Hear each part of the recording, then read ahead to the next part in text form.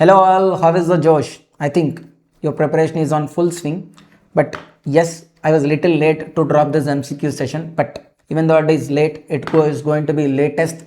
It's going to cover all the amendments also. So for every chapter, I discussed what are the relevant amendments and then went into the MCQs. So it's like you cover both MCQs as well as amendments. The only one amendment I didn't cover is like block assessment in search related, sir. It's a big one, so I didn't cover here. Rest all I have covered all the amendments here in this particular session. Okay, I have covered all the institute MCQs, then past examination MQPs, past examination MQPs, PTPs. All those MCQs has been compiled chapter wise and has been discussed in a quick and in a short way, sir. Sir, for this particular PDF, you can go to the BCCA Tax Guru, sir, Tax Guru Telegram channel. There you're going to find this particular PDF pinned in the messages. Even the amendments summary also, they are only pinned, sir. That also you can found out, sir. I wish you all the best. Okay. If you were not yet watched the preparation strategy video, go once and see the preparation strategy also. I have explained which questions has to be targeted, which sums has to be practiced. So, okay. All the best. See, so we'll quickly discuss the amendments in basics chapter quickly, and then fatafat will close the MCQs also. See, in the tax rates applicable for assessment year 26-27 for individual HUF, AOP, BO, AJP under 115 BAC, which is even the default regime or new regime, there is a change in slab rates. Okay, what are the new slab rates, sir? 0 to 4 lakhs nil, 4 lakhs to 8 lakhs 5%, 8 to 12 lakhs 10%, 12 to 16 15%, 16 to 20 lakhs 20%, 20 to 24 lakhs 25%, above 24 lakhs 30%. So now one thing you should remember, sir, exactly under the new regime, the total income equals to, net total income equals to 24 lakhs, then the tax liability equals to how much, sir? 3 lakhs. It would be 3 lakhs at 24 lakhs. Sir, why you need to remember at 24 lakhs? Sir, then it would be easy. Let's say if you need to compute for 50 lakhs, what you will do? For first 24 lakhs, 3 lakhs. Balance 26 lakhs into, you can apply 30%. Okay. So the first amendment is like what? The change in the slab rates. Much more easy, sir. For every 4 lakhs increase, 5% is being increased. Up to what? 24 lakhs. Beyond 24 lakhs, it is always 30%. Then next one, sir. Rebate. Okay. I have discussed like a separate video, and even in the introduction parts and all, fast track batch and even the regular batch were already there in the YouTube. I think you already know this. Okay, rebate under section 87, yes sir, applicable only to resident individual. Here there is an amendment. What? Sir, under the old regime, there is no change. Total income up to 5 lakhs, rebate applies. What is the rebate amount? 12,500 or tax payable, whichever is lower. Okay, however, under the old regime, rebate can't be claimed on 112A. What is 112A? Long-term capital gain arising on transfer of listed equity shares, units of EOF, units of business trust, and there is no marginal relief on rebate concept also is not there. But under the default regime, sir, there is an amendment, sir. What does the amendment says? The total income up to 12 lakhs rebate applies. Sir, even though this has like 12 lakhs, okay, it's like a star point, sir. Why? Beyond 12 lakhs also sometimes rebate is applicable. Okay, the rebate amount is what? 60,000 or tax payable, whichever is whichever is lower. 60,000 or tax payable, whichever is lower. One important amendment, sir, once again, rebate under new regime is no longer available on special rate incomes. On special rate incomes, no rebate. And then marginal relief for rebate, this concept also applies. How do we calculate, sir? Sir, understand, when this rebate marginal relief applies, when the total income is nearer to that of the 12 lakhs, then this rebate marginal relief concept is applicable. See, let's say example, total income equals to 12 lakh 50. How do we have to do? Same marginal relief steps only, sir. Step 1, calculate tax on 12 lakh 50,000. How much, sir? 67,500. New regime only, sir. Then tax on 12 lakhs. Sir, up to 12 lakhs rebate applies, na? So 60,000 tax, 60,000 rebate. So 0. Now step 3, difference between the given total income 12 lakh 50 and the rebate limit 12 lakhs. How much, sir? 50,000. Then the relief is like 1 minus 2 minus 3, which is 17,500. Sir, understand, if this is like positive number, then only there is like rebate relief applies. Otherwise, no rebate ka relief. Okay. So now What, sir? Actually, the tax on total income is 67,500 na. So what is the rebate relief? 17,500. So from 67,500, this rebate relief you apply 17,500. The balance final tax payable is how much? 50,000. So okay. So partially in an indirect way, rebate applies even the total income exceeds 12 lakhs also. But up to when? Up to when this is applicable, sir? It applies till the total income is like 12,70,585. You could check here also. Okay. So beyond 12,70,585, there is no rebate applies. Even this relief kind of concept also. Okay. Then what is next one, sir? Tax rate applicable to companies. Sir, there is no change in tax rate, sir, but every year this amendment will be there. Like what? If at all the previous year 23-24 turnover for a domestic company is within 400 crores, then the tax rate is 25%. Otherwise, 30%. Okay. In the optional regime, sir, like 3 are there, sir. 115 BA, BAA, BAB. Okay, that anyhow I'm not covering now. Okay, so this is the third one, sir. What? Domestic company, we need to check what? Previous year 23-24 turnover. If it is within 400 crores, then the tax rate is 25%. If it is about 400 crores, then the tax rate is how much? 30%. Okay, so first chapter 3 amendments are we already covered. So, okay, so we'll finish off first chapter MCQs also quickly. Okay, so see first one, sir. Sole proprietor is liable to tax. Sole proprietor now what, sir? Sole proprietor means what? Individual. Individual is liable to tax at what rate, sir? Obviously slab rates. Okay. Which among the following is a progressive tax? Progressive means what, sir? Increasing. Okay. When the income increases, even the tax rate also increases. Which one, sir? Income tax. Because customs duty, GST, sales tax, all these are indirect taxes which are regressive in nature. Then Mr. Chitaranjan, age 65 years, age 65, is a non-resident. Sir, he is 65 years and non-resident. So what? Okay, sir, senior citizen, to get that extra slabs and all, he should be resident. He is non-resident na, so the normal slabs only applicable under the old regime. His total income for the financial year 25-26 amounts to 1 crore 1 lakh. He has opted out of default regime. I mean, he is under old regime only. So they are asking to calculate tax. Sir, 1 crore 1 lakh. Total income is nearer to that of surcharge limits. So what applies? Marginal relief applies. See, step 1 will calculate what? Tax on this 1 crore 1 lakh. What is the tax? Like basic slab rates you apply old regime, sir. And then surcharge at a rate of 15%. You will get 32,68,875 without cess. Then step 2.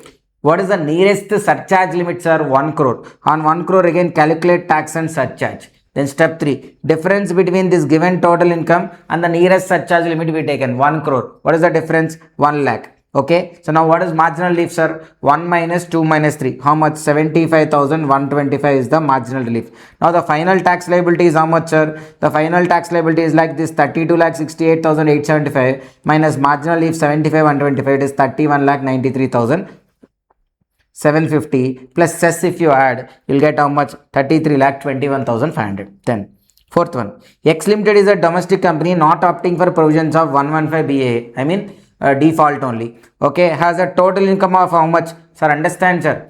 For individuals, HUF, AOP, BO, AJP, new regime is default.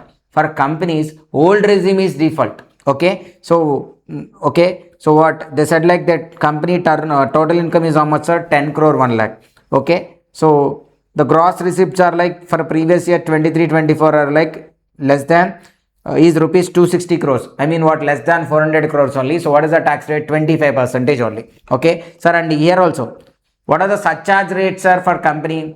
Up to 1 crore total income nil.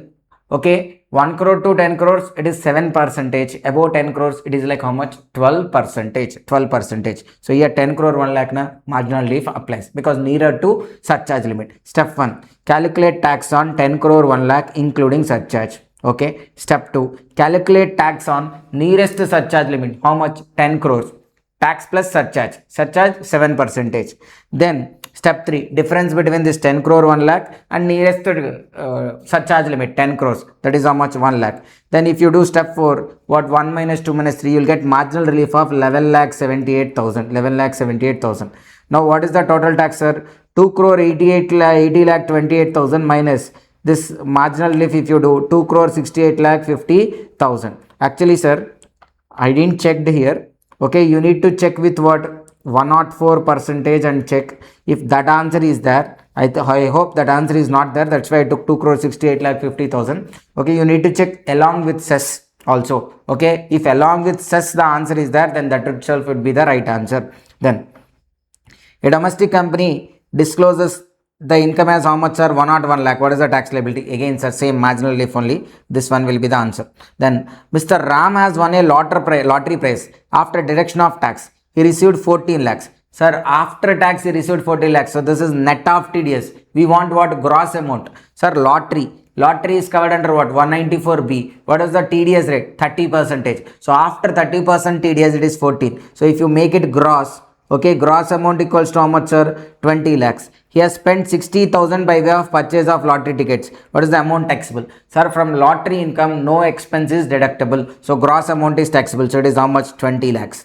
Then Abhishek was found to be owner of jewelry worth how much, sir? 26 lakh 60,000 during the financial year, which was not recorded in his books of accounts, and he couldn't provide any explanation. So then that is what, sir? Undisclosed source of income. It is taxable at what rate? 60% tax rate, 15% surcharge, and cess 4%, effectively 78%. So 26 lakh 60,000 into 78%, it is how much? 20 lakh 74,800. Then Bala was found to be owner of jewelry worth 22 lakh 60,000 during the financial year, was not recorded in his books of accounts and couldn't offer any explanation. Again, sir, 22 lakh 60,000 into 78%, 17 lakh 62,800. Then Vinayak has total income of 32 lakhs. Vinayak Private Limited, it's a company.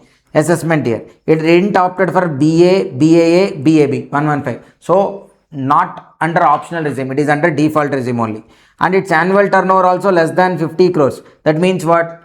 Previous year 23-24 turnover within 400 crores. So what rate applicable, sir? 25%. 25%. How much is the income tax payable? So 32 lakhs into 25%, sir, plus cess 4%. How much? 8 lakh 32,000. Then Chinta Cooperative Society is engaged in manufacturing activity, set up and registered. Okay. Its total income for previous year is like how much? 22 lakh 50,000. How much is the tax payable under 115 BAB? Sir, even for cooperative societies also, optional regime is applicable under 115 BAE. Okay, if that applies only if the society, cooperative society is into manufacturing. Since it is into manufacturing, the 115 BAE applies. What is the tax rate? 15% plus surcharge at a rate of 10% plus cess at a rate of 4%. Okay, on 22 lakh 50,000. Apply 15% tax, 10% surcharge, 4% cess. It is how much? 3,86,100. Okay. Then Raghav Industries was subjected to a search. Sum of 300 lakhs was found as undisclosed income. Okay. Undisclosed income taxable at what rate, sir? 78% effectively. Okay. But it has unabsorbed depreciation. Sir, understand, sir, with the amount which was found out in search, like undisclosed income, search or survey, with that undisclosed income, you can neither adjust any business loss nor you cannot adjust any unabsorbed depreciation. So gross amount is taxable. So they are asking what? How much is the amount of unabsorbed depreciation that could be adjusted? Nil. Then during the course of survey, stock of goods purchased 10 lakhs were found to be not recorded in the books of accounts. So undisclosed income. The firm was brought forward loss of 5 lakhs and incurred business loss 2 lakhs without considering. Sir, understand here. Okay, no loss could be adjusted. This is gross amount taxable. So 10 lakhs into 78%. How much, sir? 7 lakh 80,000. Then Mr. Ram is found to be owner of 2 gold chains, 50 grams each. How much, sir? 1 lakh 30 each. That means total 2 lakh 60,000, which are not recorded in books of accounts and no explanation is provided. Then what's our undisclosed income only? 2 lakh 60,000 into 78%. How much? 2 lakh 2,800. Napa Limited earned 15 lakhs by way of transfer of carbon credit. Carbon credit, sir. Sir, every factory, like they'll have a limit for carbon emissions. Beyond that, okay, beyond that, if they want to do production and they want to emit that carbon gas, I mean smoke, then they need to buy that credit from some other person who are having those credits. Okay, so when they buy that carbon credit, the carbon credit transfer is also taxable. At what rate, sir? Tax rate on carbon credit is how much? 10%. So 15 lakhs into 10% plus cess at a rate of 4%. Total 1 lakh 56,000. Then here, sir, MCL earned 20 lakhs by way of transfer of carbon credit. The tax liability 20 lakhs into 10% plus cess 2 lakh 8,000. Sahitya Cooperative Society is engaged in manufacturing activity and was set up and registered on 10th April 2025.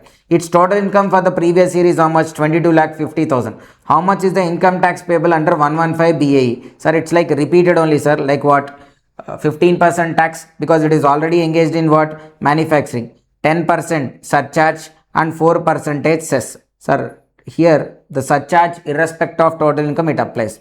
Then what is the rate of tax on transfer of virtual digital assets? It was asked even in the last attempt also, sir. 30%. 30%. Okay. So basics chapter, sir, there will be one MCQ. Okay. It's not that only from these MCQs, this 17 only the question will come. Go through all the tax rates once again. Okay. Anything could be asked. Don't lose this easy 2 marks. Okay. So now before going into deductions, sir, we'll quickly discuss the amendments even in the deductions chapter also.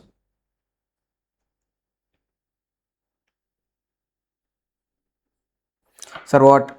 80CCD. What is 80CCD, sir? Understand.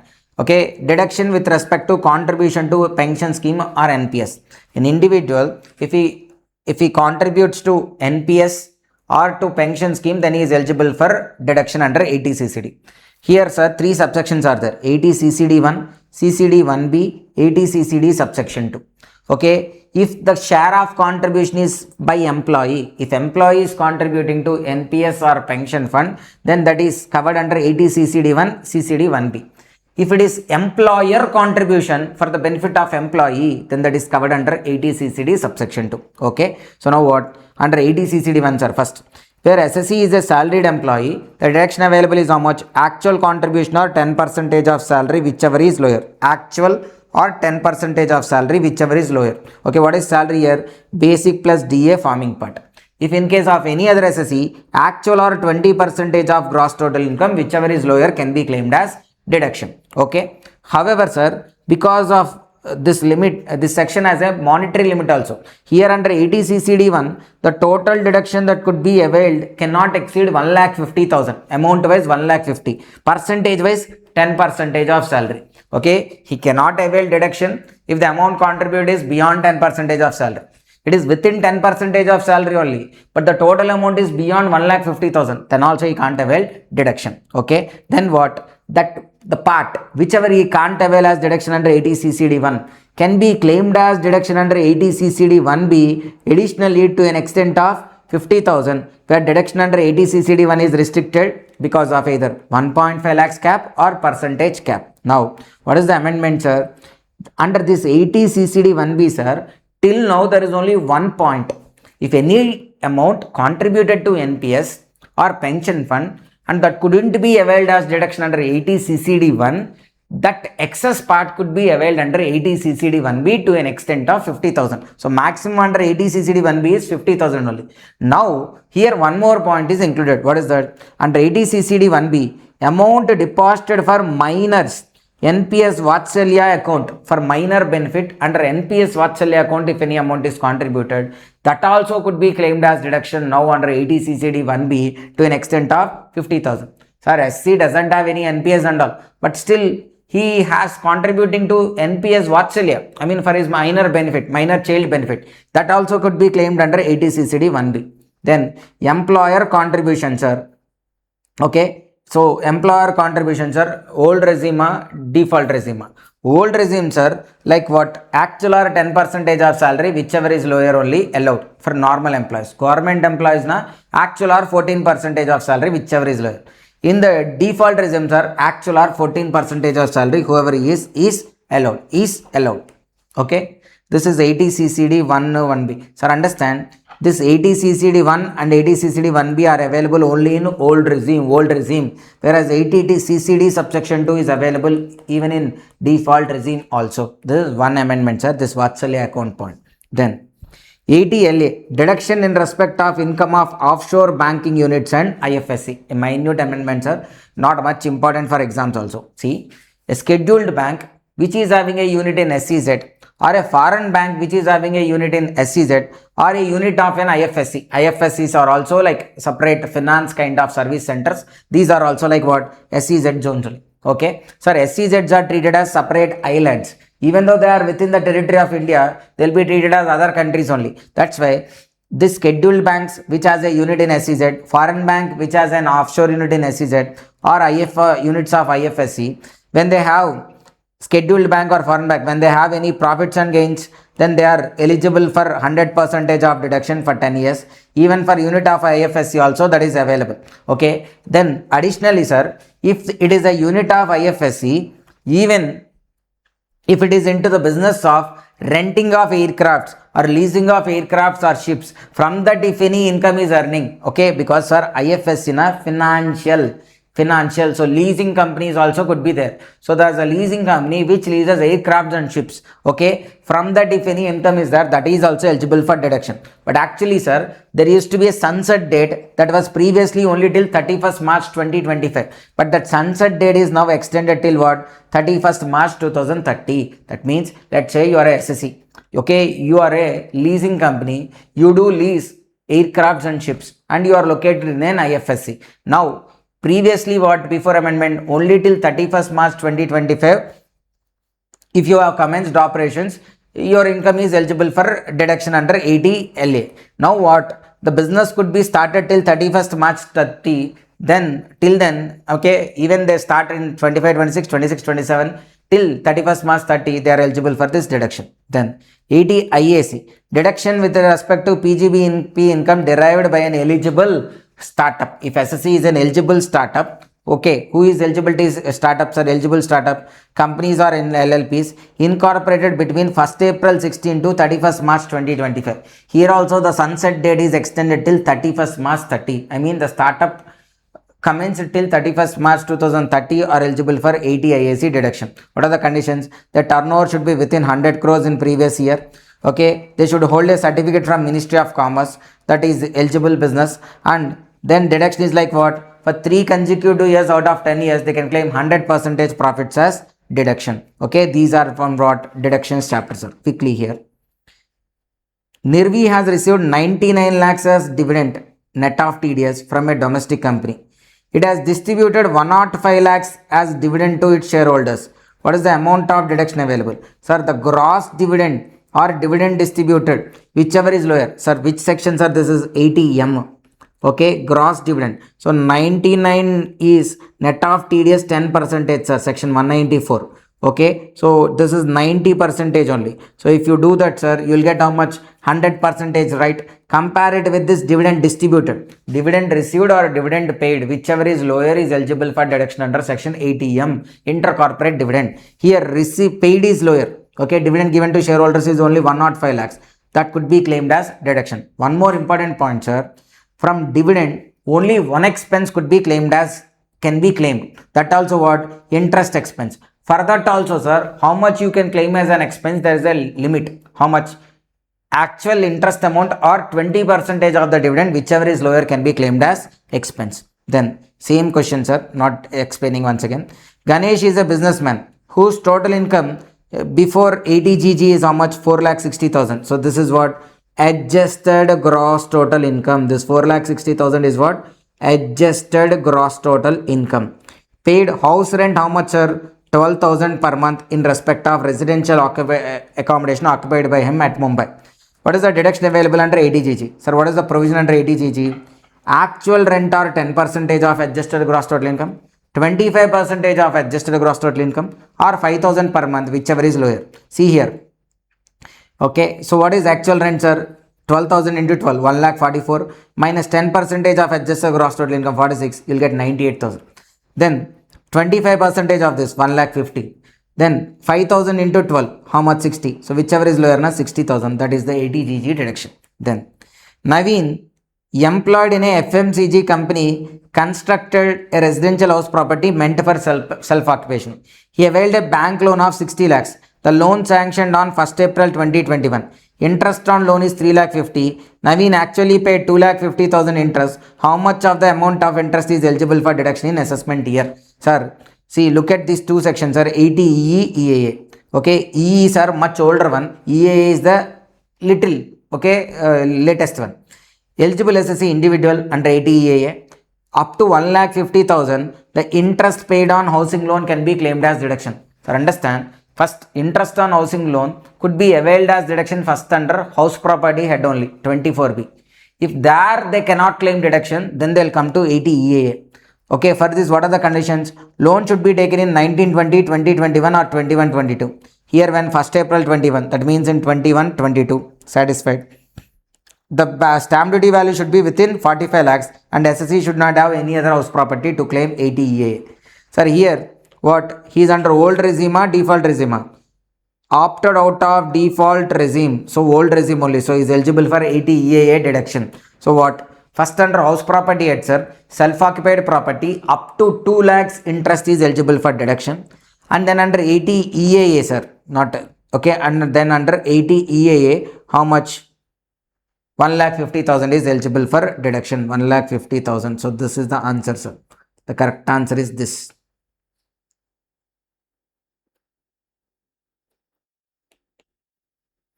Then PGBP, sir, in PGBP chapter, no amendments are there. Okay, so quickly we'll go through the amendment MCQs, sir, fatafat. Sumit bought a laptop 50,000 on 1st April 2022 for personal use.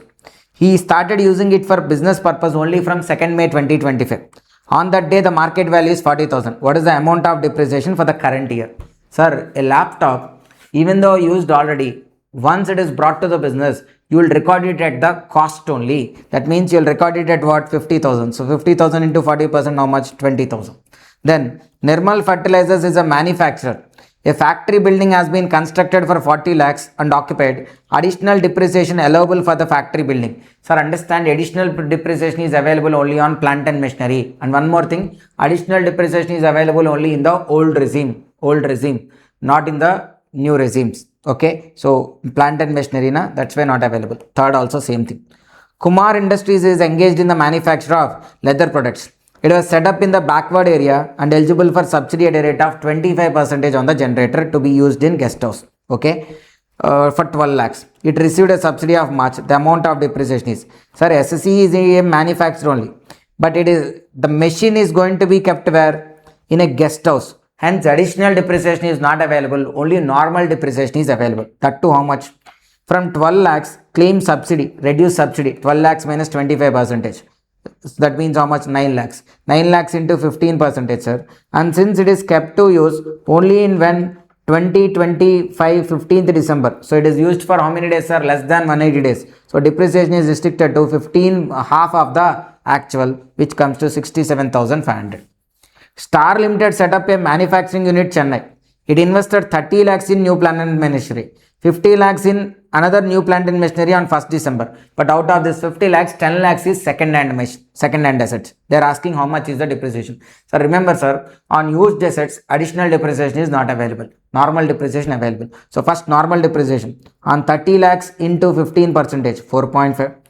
50 lakhs into 15% into 1 by 2. Why? Because it was kept to use only from 1st December, sir. So used for less than 180 days. So, okay. So you got 8.25 normal depreciation. Then additional depreciation. On this 30 lakhs, sir, full 20%. Out of this 50, sir, 10 lakhs not eligible. So only 40 lakhs. That too half. Because used for less than 180 days. So total additional 10. Normal depreciation 8.25. Overall 18 lakh 25,000. Then India Limited purchased computers 5 lakhs. Install the same in office. Okay, the depreciation allowable is how much, sir? 5 lakhs into, sir, when it is kept? 6th October. 6th October, now the number of days are less than 180. So it is used for less than 180 days. So the depreciation is restricted to half. Sir, usually on computers, the depreciation rate is how much? 40%. But since they are used for less than 180 days, restricted to 50% of the actual. So I mean 20%.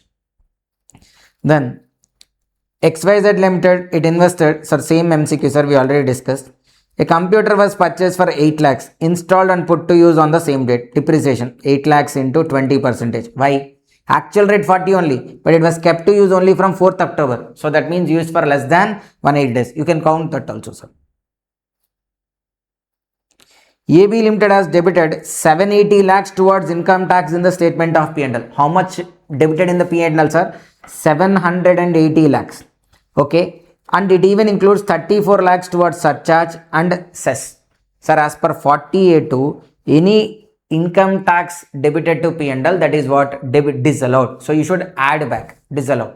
Income tax means here it includes surcharges, cess, advance tax if any paid. Okay, all those like interest on income tax, all those are what disallowed. So that means what total 780 has to be added back. Arya has spent a sum of 40 lakhs towards meeting CSR expenditure. The amount of deduction. Sir, explanation to section 37 says like what? CSR expenditure is not related to business. Hence it is not allowable. Okay, so nil. MSP Limited spent 20 lakhs towards CSR expenditure. The amount of deduction available is how much? Nil. XYZ company engaged in the manufacturing of business of biotechnology incurs. Biotechnology, sir. That means what? Section 35.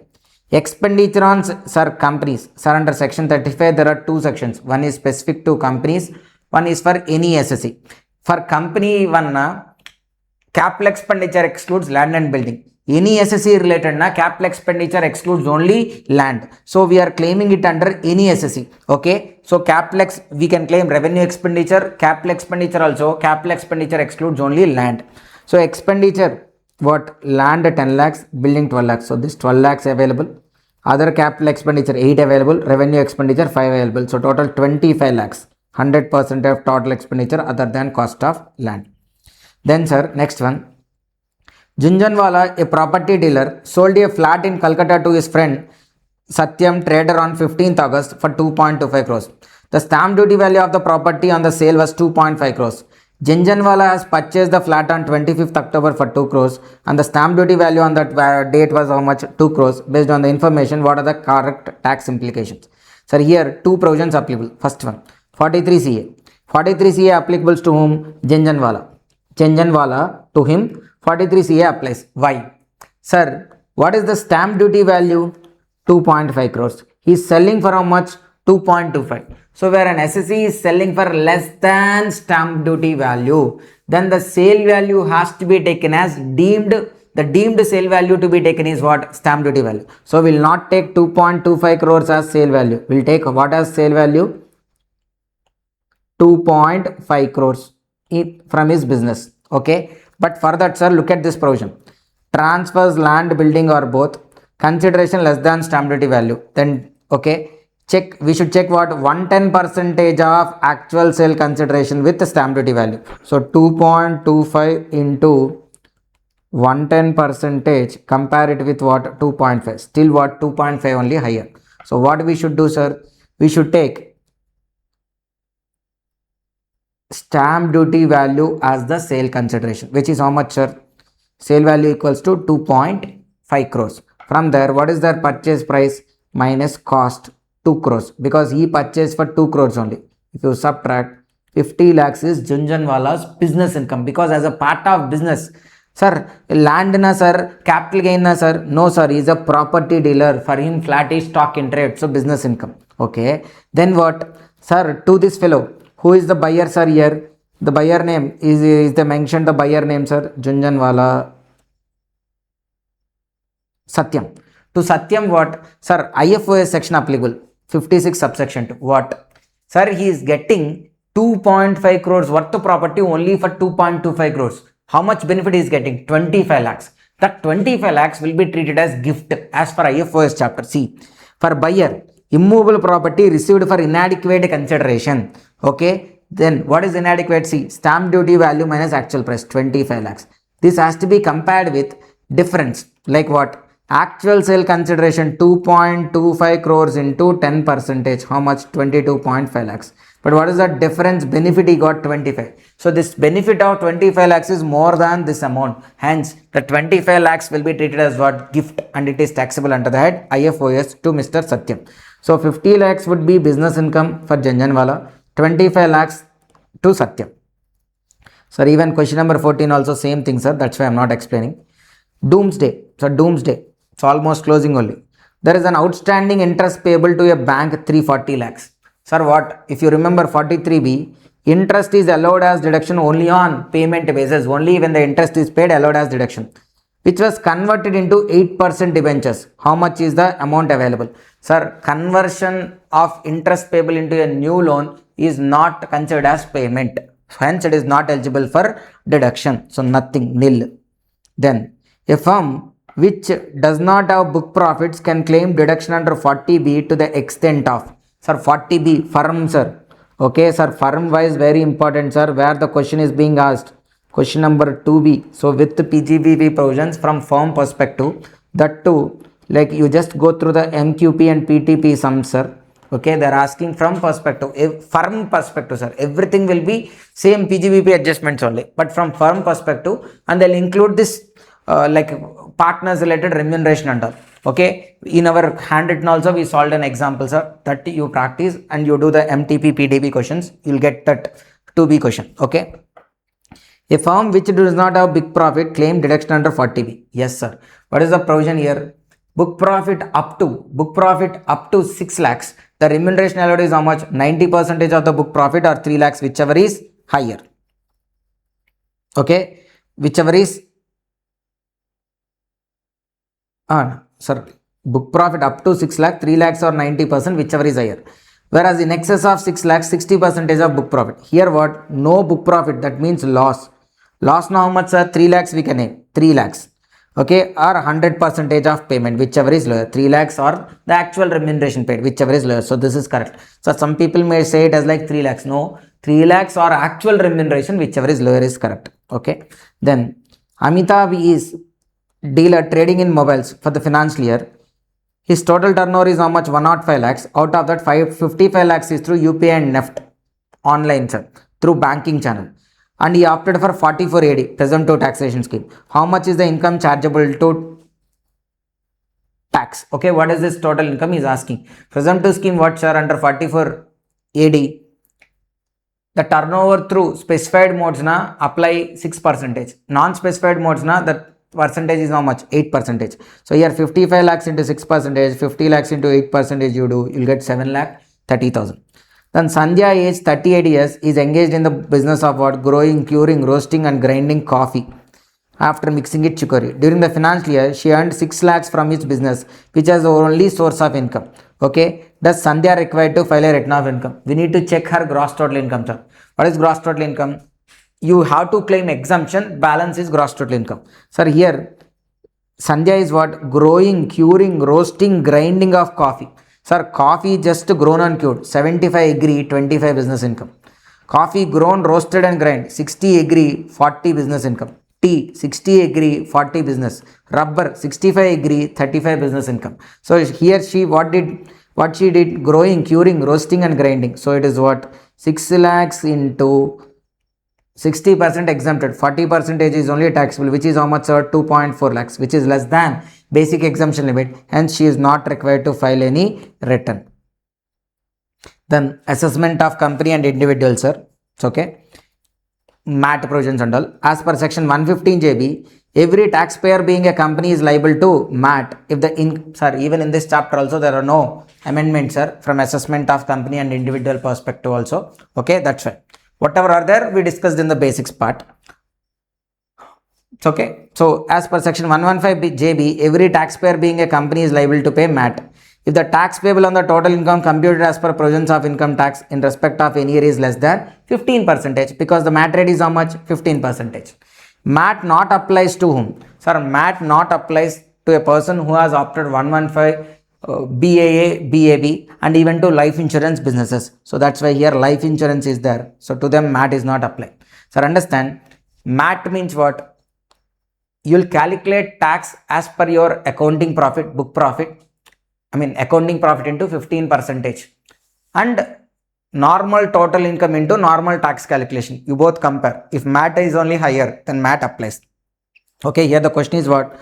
Book profit as per section 115 JB means net profit as shown in the statement of P&L has increased, decreased by items prescribed in this record. What? Schedule 3. Sir, accounting profit should have been prepared by what? Schedule 3. So Schedule 3 is correct. Every company to whom provisions of MAT apply is required to. Sir, even understand, sir, MAT provisions. Question number 8A, they are asking from MAT. Okay, when they ask a 7 marks question from MAT, there won't be MCQ, sir. Okay, but I already said you, MAT part, go and watch the marathon once again if you have confusion. Okay, but MAT 8A, sir, 7 marks, 8B transfer pricing. So each question is like attemptable for us. Okay, if at all everything goes as we expected only. Okay, that's why MAT, easy only, sir. That's why go and refer to that one once again. Every company to whom MAT Trojans is applied is required to obtain a report from Chartered Accountant in form number 29B. While computing book profit, one of the following is required to be reduced under the net profit. Okay, what has to be reduced, sir? Unabsorbed depreciation. Okay, brought forward loss, income tax paid. Okay, sir, income tax, sir, what? Here this point is, C point is more optable, sir, what? Brought forward loss or unabsorbed depreciation, whichever is lower has to be reduced. Then MAT is imposed on companies, what? MAT is imposed on companies. MAT is tax imposed on companies which pays zero or no tax, or like tax paid on luxury goods.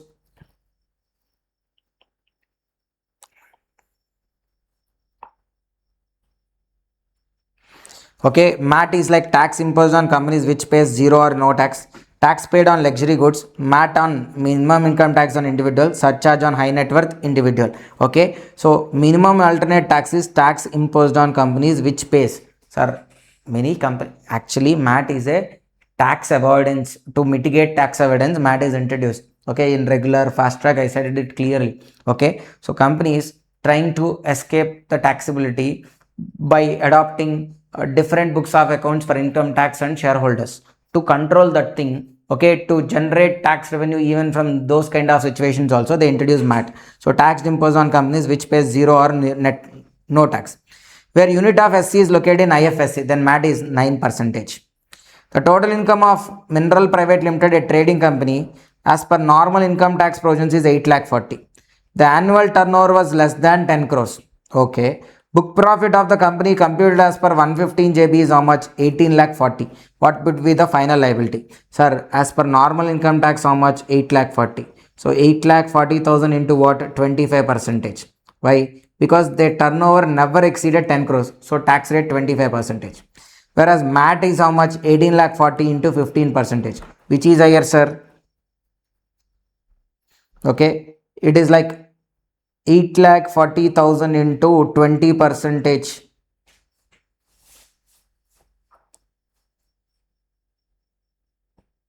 It is 8,40,000 into 20% is only higher. So normal tax only applicable, 2,10,000. Then Ganesh Private Limited is engaged in manufacturing activity. It is covered by 115 BA for the assessment year 25-25. Sir, correct, it's at 25-26.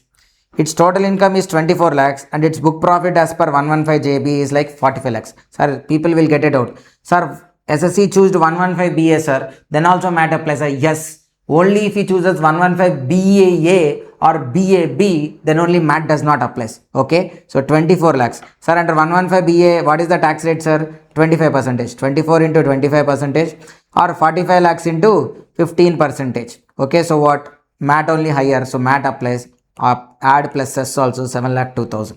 Okay, then sir, here also with cess we should take, but there is no answer giving including cess. Book profit is 40 lakhs and total income is 18 lakhs. Calculate tax liability. So what? 40 lakhs into 15%, 6 lakhs. 18 lakhs into normal rates, 30% plus cess 4%. So which is higher, sir? Book profit is only higher, so 6,24,000. What is the rate of tax in case of company has to pay MAT? 15%. How long MAT credit or AMT credit can be carried forwarded? Same, sir, for both MAT and AMT credit, 15 years. The total income of Construction Private Limited, a trading company, as per normal provisions is 8,40,000. Okay, it never exceeded 10 crores. Book profit is 18,40,000, sir. Already we solved this, sir. Avinash is a resident company, received royalty 8 lakhs from a resident India in respect of a patent developed and registered in India. Sir, what is this? Section 115 BBF. Royalty received on a patent.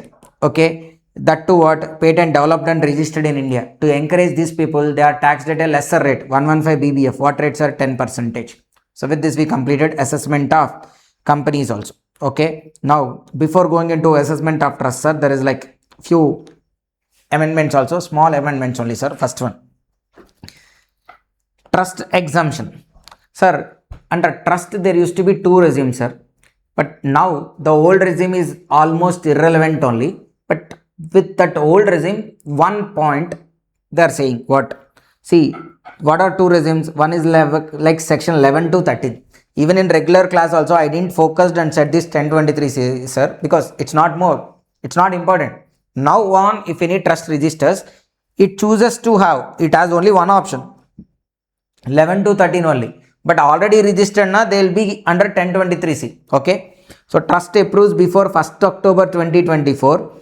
Then for them only the exemption is still continuing until the validity of their registration. Okay, once that validity ends, then they also should again get them registered under this second regime only. Okay, so what is the amendment? If a trust made an application for approval before 1st October, sir, application before 1st October, maybe trust got registration after 1st October, but still and got approval or eligible to claim exemption under 1023C only. So if they got if they applied before 1st October 2024, then their exemption continues till the validity of such approval. Okay, this is the amendment. Okay, so they need not to immediately change to the new regime.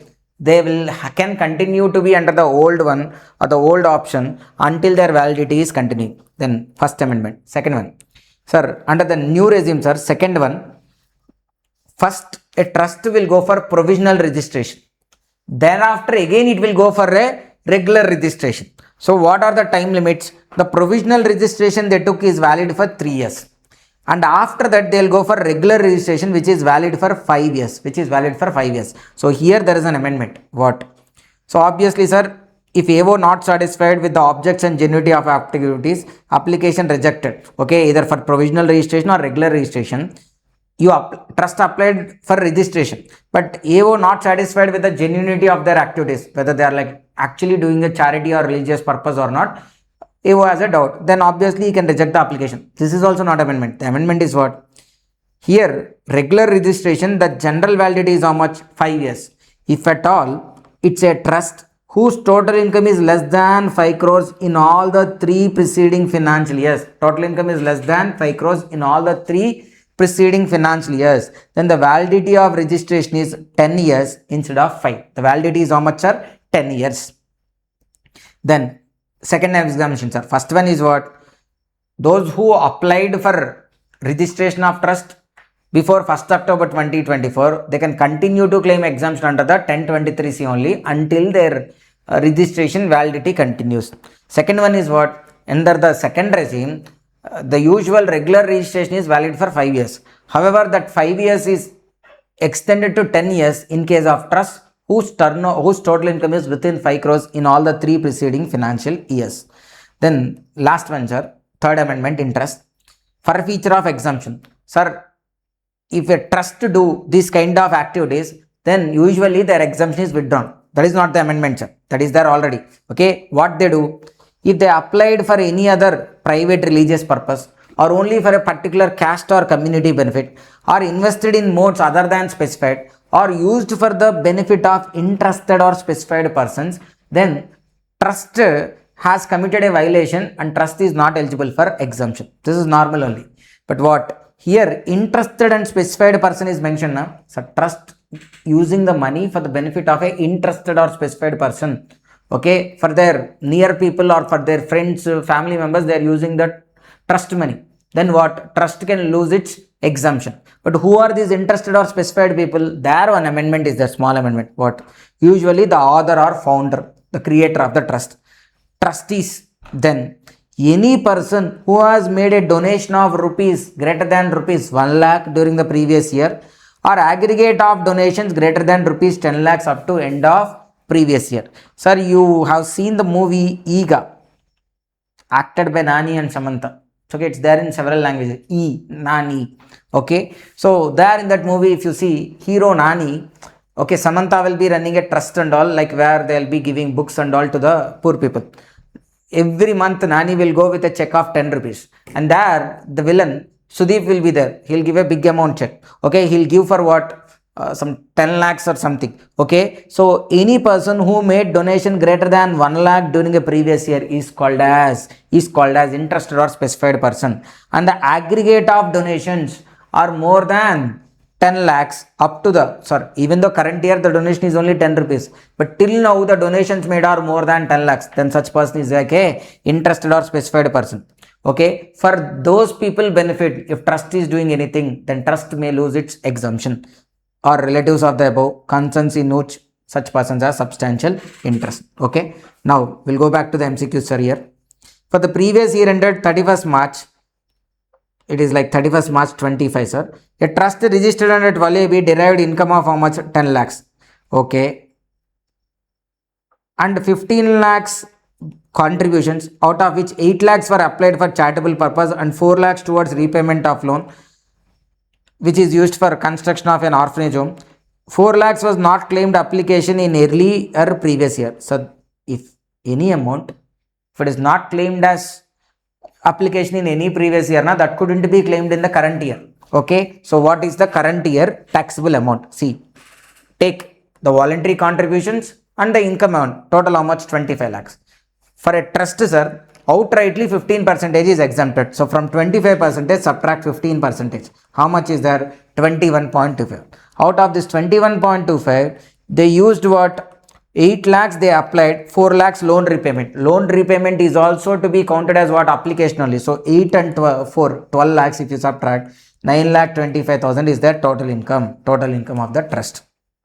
Then a public charitable trust having its objective of medical relief to poor, running a medical shop in which it has commercial receipts exceeding 20%. So no problem, sir. If at all the trust is into any other general public utility, then their total receipts exceeds 20% from like this commercial receipts and all, then such kind of trust may lose exemption. Which are into this like medical, like preservation of environment, monuments and all, charitable. So those people, even though the business receipts exceeds 20%, not a problem, but for those commercial and business receipts, they should maintain separate books of accounts. So what is the correct answer, sir? Yes, subject to B and C. What? Provided such books of the trust business is incidental and separate books are maintained. Then a charitable institution engaged in education of yoga registered under 12AB, okay, received donation of how much? 30 lakhs, out of which 8 lakhs is anonymous donation. Sir, anonymous donation like for religious trust, sir, even though it is anonymous donation, no problem. If it, because in hundis and all we'll put money, sir, will not write our name, right? So for religious trust, anonymous donation also no problem. But for charitable trust, anonymous donation it is not eligible for exemption. Okay, even though it is applied. So, but however, out of the total anonymous donation, sir, a part is eligible for deduction. The balance is only taxable at a rate of 30%, sir. So 8 lakhs, okay, how much is the quantum of deduction can be claimed? 5% of that amount. 8 lakhs into 5% is 40 or 1 lakh 50, whichever is higher. If you claim 1 lakh 50, then balance how much? 6 lakh 50, it is taxable here. Sir, trust chapter also important, sir, where they will ask a question number 2A. But this is the only chapter, sir, I didn't cover in the marathon series. Okay, I couldn't find time, sir. Okay, otherwise I might have covered this chapter also. But I think in recent MQP, sir, exit tax related one question is there. And this anonymous donation point, okay, these are like important, sir, because last attempt they asked about application. So this attempt, that exit tax and anonymous donation related points you see and go to the exam. Okay, 2A is from trust, 2B is from what? Assessment of firm. Okay, that's the most likely paper pattern that's gonna come. Dividend received by a real estate trust from special purpose vehicle and distributed to unit holders. Sir, what year? Real estate investment trust will be there. In this, unit holders will invest and this trust will invest in SPV. From SPV it gets dividend and then real estate investment trust will pay dividend to unit holders. So in the hands of real estate investment trust, dividend is what? Exempted. Exempt in the hands of REIT if the SPV is a specified domestic company. In the hands of unit holders, SPV only if SPV does not exercise option under 115BA. Okay, then different aspects of tax planning, sir. Quickly we'll complete this part also within no time. No amendments are here. Countries that employ explicit policies designed to attract to attract international trade by minimization of taxes and reduction or elimination of other restrictions on business operations is described as what? Tax havens. What is tax havens, sir? The countries which almost impose no tax or very low tax, like Dubai, Mauritius, those kind of countries. A is using motor car for his personal purpose. Sir, what is tax planning? Sir, use the tax provisions in the way they were intended and then try to reduce your tax liability. Tax planning, which is encourageable, desirable. Okay, you are ethically, morally, everything you are doing correct. Evasion, law wise you are doing correct only, but ethically or morally, if you see, okay, you are altering the law, okay, bending the law in the way you want, you are like try to exploit the loophole in the law, then that's called what? Tax avoidance. Evasion, you create fake entries, you suppress your turnover, you do make false entries, you do change the capital into revenue expenditure, like such kind of things, personally into business expenditure, then that comes under what? Tax evasion. Then tax management. Tax management is a system, it's a process where you do all the tax related compliances, rules, regulations, everything you follow on a timely manner. Then that comes under what? Tax management. Here, A is using a motor car for personal purpose but charges as business expenditure, tax evasion. Bala uses a computer for personal purpose but charges it as business expenditure, tax evasion.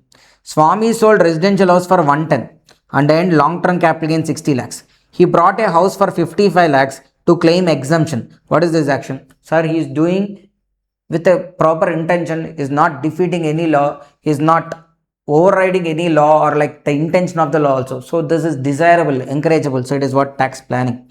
Ravi sold a home, the same thing, sir. Jet Limited issues a credit note of 36,000 for brokerage to A, who is the son of G, managing director of the company. Why they given this credit note? The purpose is to reduce Jet Limited income and increase A's income. So this is what? False entries are what? Tax evasion. Dave Limited Indian company deducted TDS from salaries of its employees to avoid interest and penalty, and it was credited to central government also within the time. So this is a compliance work, tax management. Which one of the following is not a tax saving investment? Housing loan principal repayment, ATC, life insurance premium, ATC, PPF contribution, ATC, but FD, sir, nothing is there unless he is a senior citizen. That too FD interest eligible under 80TTB. Okay, 80TTB for senior citizens, but here nothing mentioned, so FD is only not a tax saving investment. Look at this. Balu is employed in ABC Limited from 1st November after he discontinued his proprietary business. He was given rent-free accommodation at Calcutta. His basic salary is 1 lakh, DA is 50,000. Sir, what is the rent-free accommodation, sir? Sir, it depends on population limit, sir. Up to 40 lakhs, like rent-free accommodation is how much, sir? 10% of salary. When the population is like not up to, sir, above 40 lakhs, then the perquisite value is like what?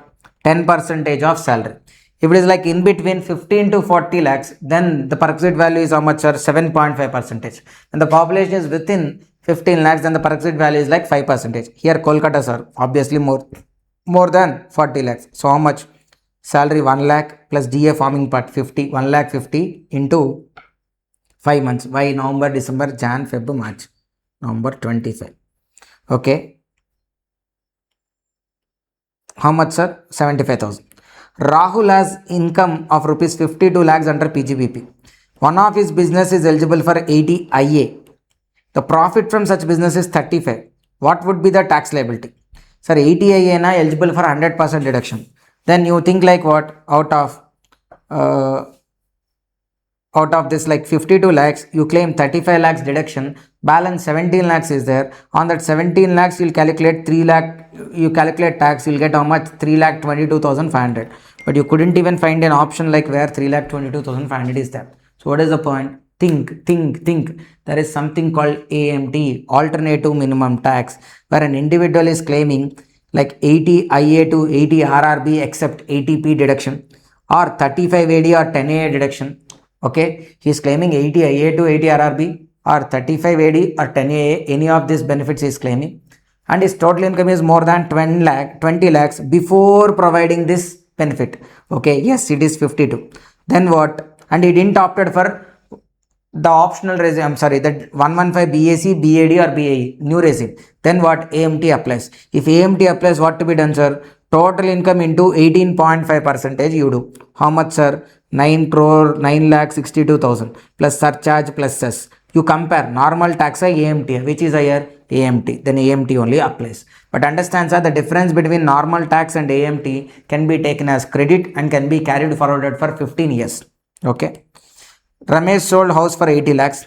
Then he purchased bonds and all. So this is for what? To claim section 50 for exemptions and all. So which comes under what? Tax planning.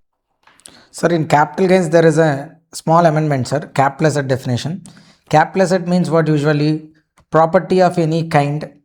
Okay. And any securities held by foreign institutional investors, and even now we added any securities held by investment fund is also not a capital asset. This also added any securities held by investment fund under 115 UB is also not a capital asset. It excludes stock in trade, personal effects, rural agriculture land, specified gold bonds, special bearer bonds.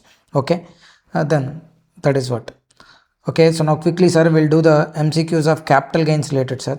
First one, sir, what is the percentage of tax on long-term capital gain on transfer of securities, bonds, debentures? So they didn't mention as listed, so 112, 12.5 percentage.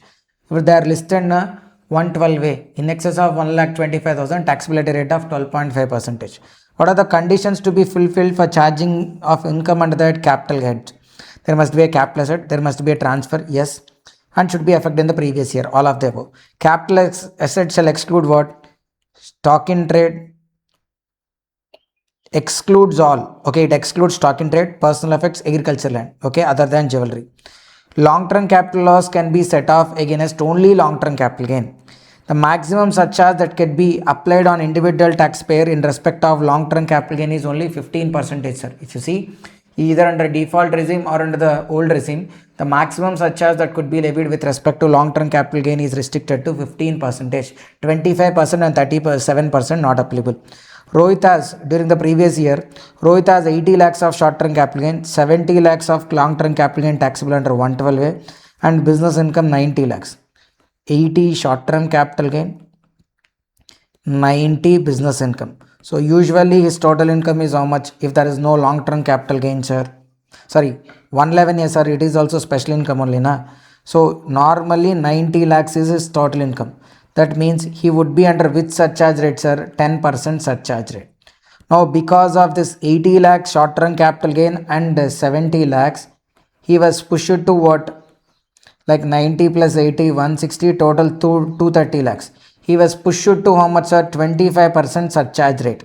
From 10% he was pushed to 25%. But then, sir, since, okay, on long-term capital gain and all, the surcharge rate, these two, the surcharge rate is restricted to 15%. Now unduly we cannot push this 90 lakhs into 25% surcharge. So on this also 15% only, on this also 15% only, total 240, sorry. Okay, Mithal purchased, sir, all this I explained in the marathon clearly, sir. You can rewatch it once again. Mithal Lal purchased a house property for 10 lakhs, incurred expenditure 13 lakhs. He sold all the house properties, sir. Here correct it, sir, the year 2024, sir. Then only the answer will be correct. Otherwise it becomes a long-term capital asset. They are eligible for exemption. In that case only 2 lakhs will be taxable. If it is like June 24, na, the asset remains short term. They are not eligible for section 54 exemption. So the capital gain will be 12 lakhs. If at all, sir, if at all you take it like 23 only, na, this 10 lakhs can be claimed as exemption, then only 2 lakhs will be taxable.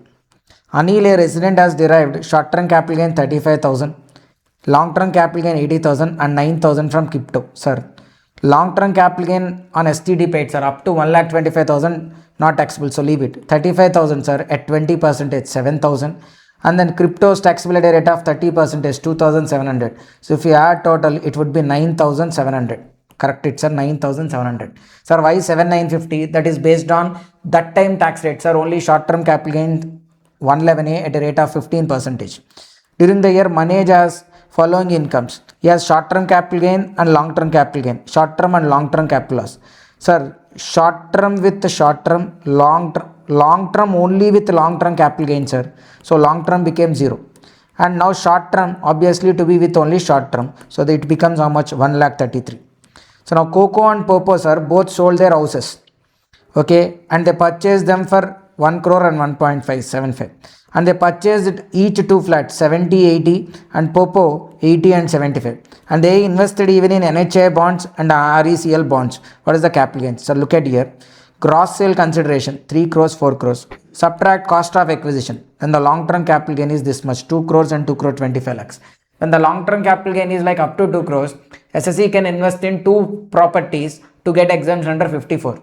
If it is about 2 crores, sir, he can claim exemption only for 1 property. So here 2 properties, here 1 property. The total investment 1.5. Here 1 property only, now I took highest 80.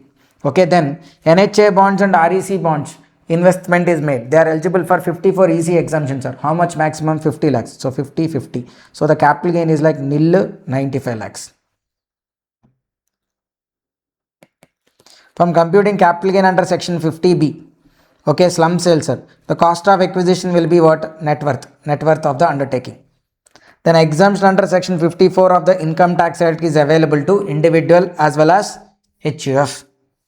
Okay, business restructuring. Sir, here first term point, sir, it is an amendment. So there is a change in answer, sir. Please be clear. In case of amalgamation, eligible loss of amalgamating company shall be available to the amalgamating company for remaining tenure only, sir. Not for fresh 7 years. Okay, or 7 or 8 years, sir. It is only for the remaining tenure. If already 3 years expired, then the balance 5 years only. This is an amendment, sir. Let me show you the amendment also. See, 72A, set off and carry forward of business loss and unabsorbed depreciation. Amalgamation of a company being owning industrial undertaking, ship, hotel with another banking company or one more PSU or with erstwhile PSU, sir. Then the accumulated business loss and unabsorbed depreciation will become loss depreciation of amalgamation company and can be carried forward for another 8 years. This is the previous provision. But now what amendment says, can be carried forward and set off. Unabsorbed depreciation like previously on any number of years, but business loss can be carried forward to a maximum of 8 years, succeeding the year for which such loss was first computed for predecessor entity. So from when the loss is there, from there only 8 years, not from succession another 8 years. So here remaining tenure. In the era of restructuring, depreciation shall be apportioned between predecessor successor in the ratio of number of days. According to 242C, dash means transfer by means of undertakings for a lump sum consideration, slum sale. If slum sale occurs holding the undertaking as for more than 36 months, then the capital gain is treated as what? Long-term capital gain. Now NR taxation, sir. Mediterranean Cargo is a company based in Malaysia operating ships from Mumbai port. It collects freight 85, demurrage 5 and handling charges 2. So from Indian ports are total 92. Expenses ignore, sir, because this is presumptive schemes are under 44. This is under 44B ships na. Okay, then it respect of goods shipped from Ireland, it received 50 lakhs in India. So if you add total, sir, either received in Indian port or accrued from Indian port, both are considered as Indian income, sir. So total 142 lakhs. Deemed profit is here 7.5%. So the profit is 10.65. On that calculate tax. Sir, this is a foreign company. Tax rate 35% plus cess 4%. Then the tax is 3,87,660. Royalty of 10 lakhs received from a foreign company from Indian concern in pursuance of an agreement provided in central government. Refer 115A section, sir. If you go to 115A, section 115A, so this is the summary of 115A, sir. Okay, see, when royalty fee for technical service is paid by government or Indian concern to a non-resident or in pursuance of an agreement with government, then what? Okay, it need not to be in foreign currency, any currency, then the tax rate is how much, sir? 20%. 20%. Okay, plus obviously cess 10 lakhs into 20% plus cess. Foreign institutional investor or qualified foreign institutional investor made investments in municipal debt securities, TDS to be deducted. 194 LD, sir. So let me show you 194 LD. This is one. Any person paying interest to foreign institutional investor or qualified foreign institution investor on a rupee denominated bonds, government securities or municipal debt securities. It's okay. So here, sir, MGR, municipal debt securities, government securities, rupee denominated bonds. On these three, then the TDS is at a rate of 5%. Tax rate also 5%. 5 lakhs into 5% plus cess, total 26,000. Benefit of taxation of presumptive scarce under the Income Tax Act would not be available to Vivek, a non-resident, in respect of related Indian income if he is engaged in business of plying, hiring, leasing, 44A, sir, available even for non-resident. Operation of ships, 44B. Operation of aircraft, 44BBA. Then civil construction in connection with approved turnkey project, then available. If they were into approved turnkey project, sir, then the presumptive scheme is available. What? See, look at this.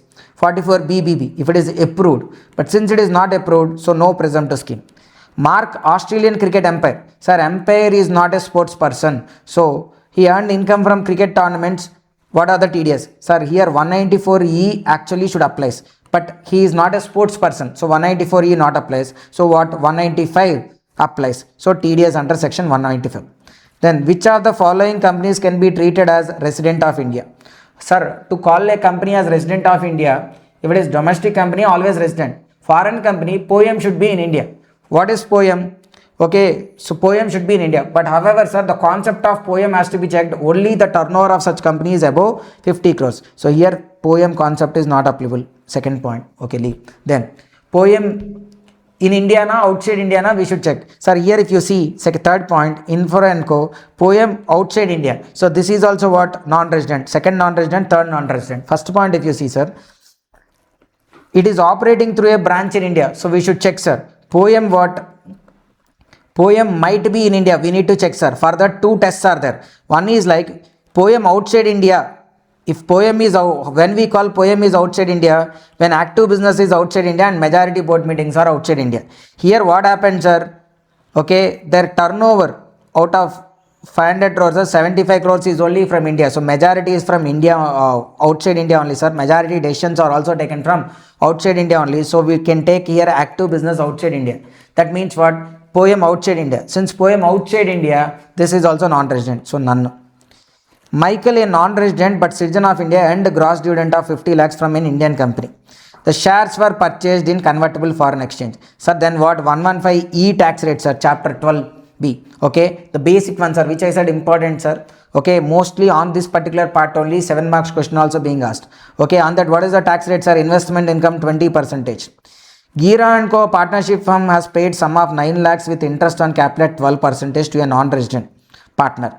Sir, for partnership firm and all, there is no specific section, sir. So it comes under 195 only.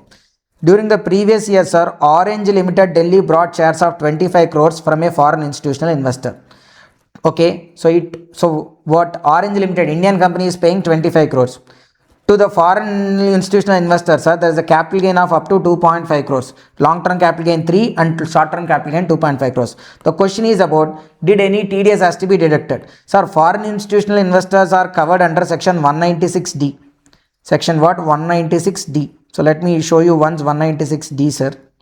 Sir, 196D, what it is, it says, it covers only investment income. See, any person paying income with respect to securities, okay, then what? And that to foreign institutional investor, tax rate is 20%. TDS to be deducted is also 20%. But here they are talking about only income with respect to securities, not capital gain. Okay, that's why nil. Nil is the answer.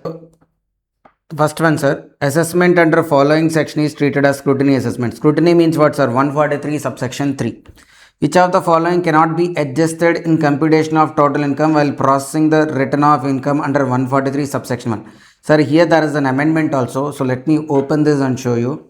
143 subsection 1 processing. Okay, so what is there in assessment procedures, sir? The income tax authorities self-assessment. This is important, sir. Self-assessment is there, and there is a short payment. Amount paid has to be first adjusted with fees, then interest, and balance with the tax. Okay, then special audit and inventory valuation, reference to valuation officer. See, 143 subsection 1. Here there is one small amendment, sir. That's why there could be an MCQ from this area only.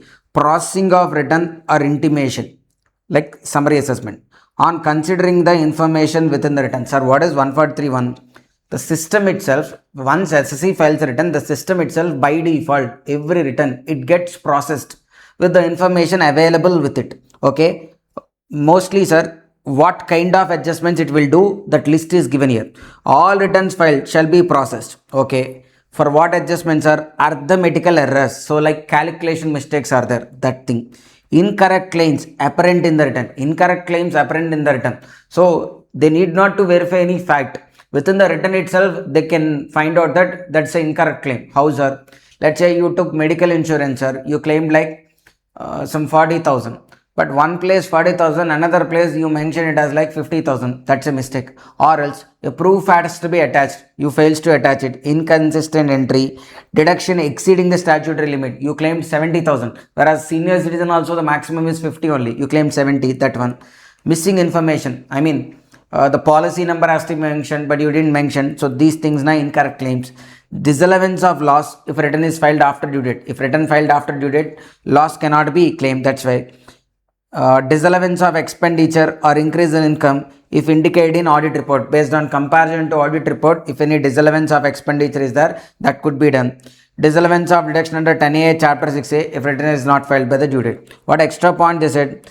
Inconsistency in the return with respect to information in return of previous year as may be prescribed. Sir, last year closing stock 40 lakhs, sir, then current year opening stock should be how much? 40 only, na, but you mentioned 45. So there is a difference. So such kind of deviations or inconsistencies also will be verified now in what 143 subsection 1 processing. Last year closing and current year openings also will be cross checked. Okay, this is the extra point which has been mentioned here. Okay, coming back to the MCQ, sir. Which of the following cannot be adjusted? Incorrect claim made which is apparent, yes, it can be adjusted. Arithmetical error we discussed. Expenditure disallowed in audit report, it can be. But any income appearing in form 26 which has not been included in total income, so this is not mentioned there, sir, so this cannot be adjusted. A filed return of income on 30th September.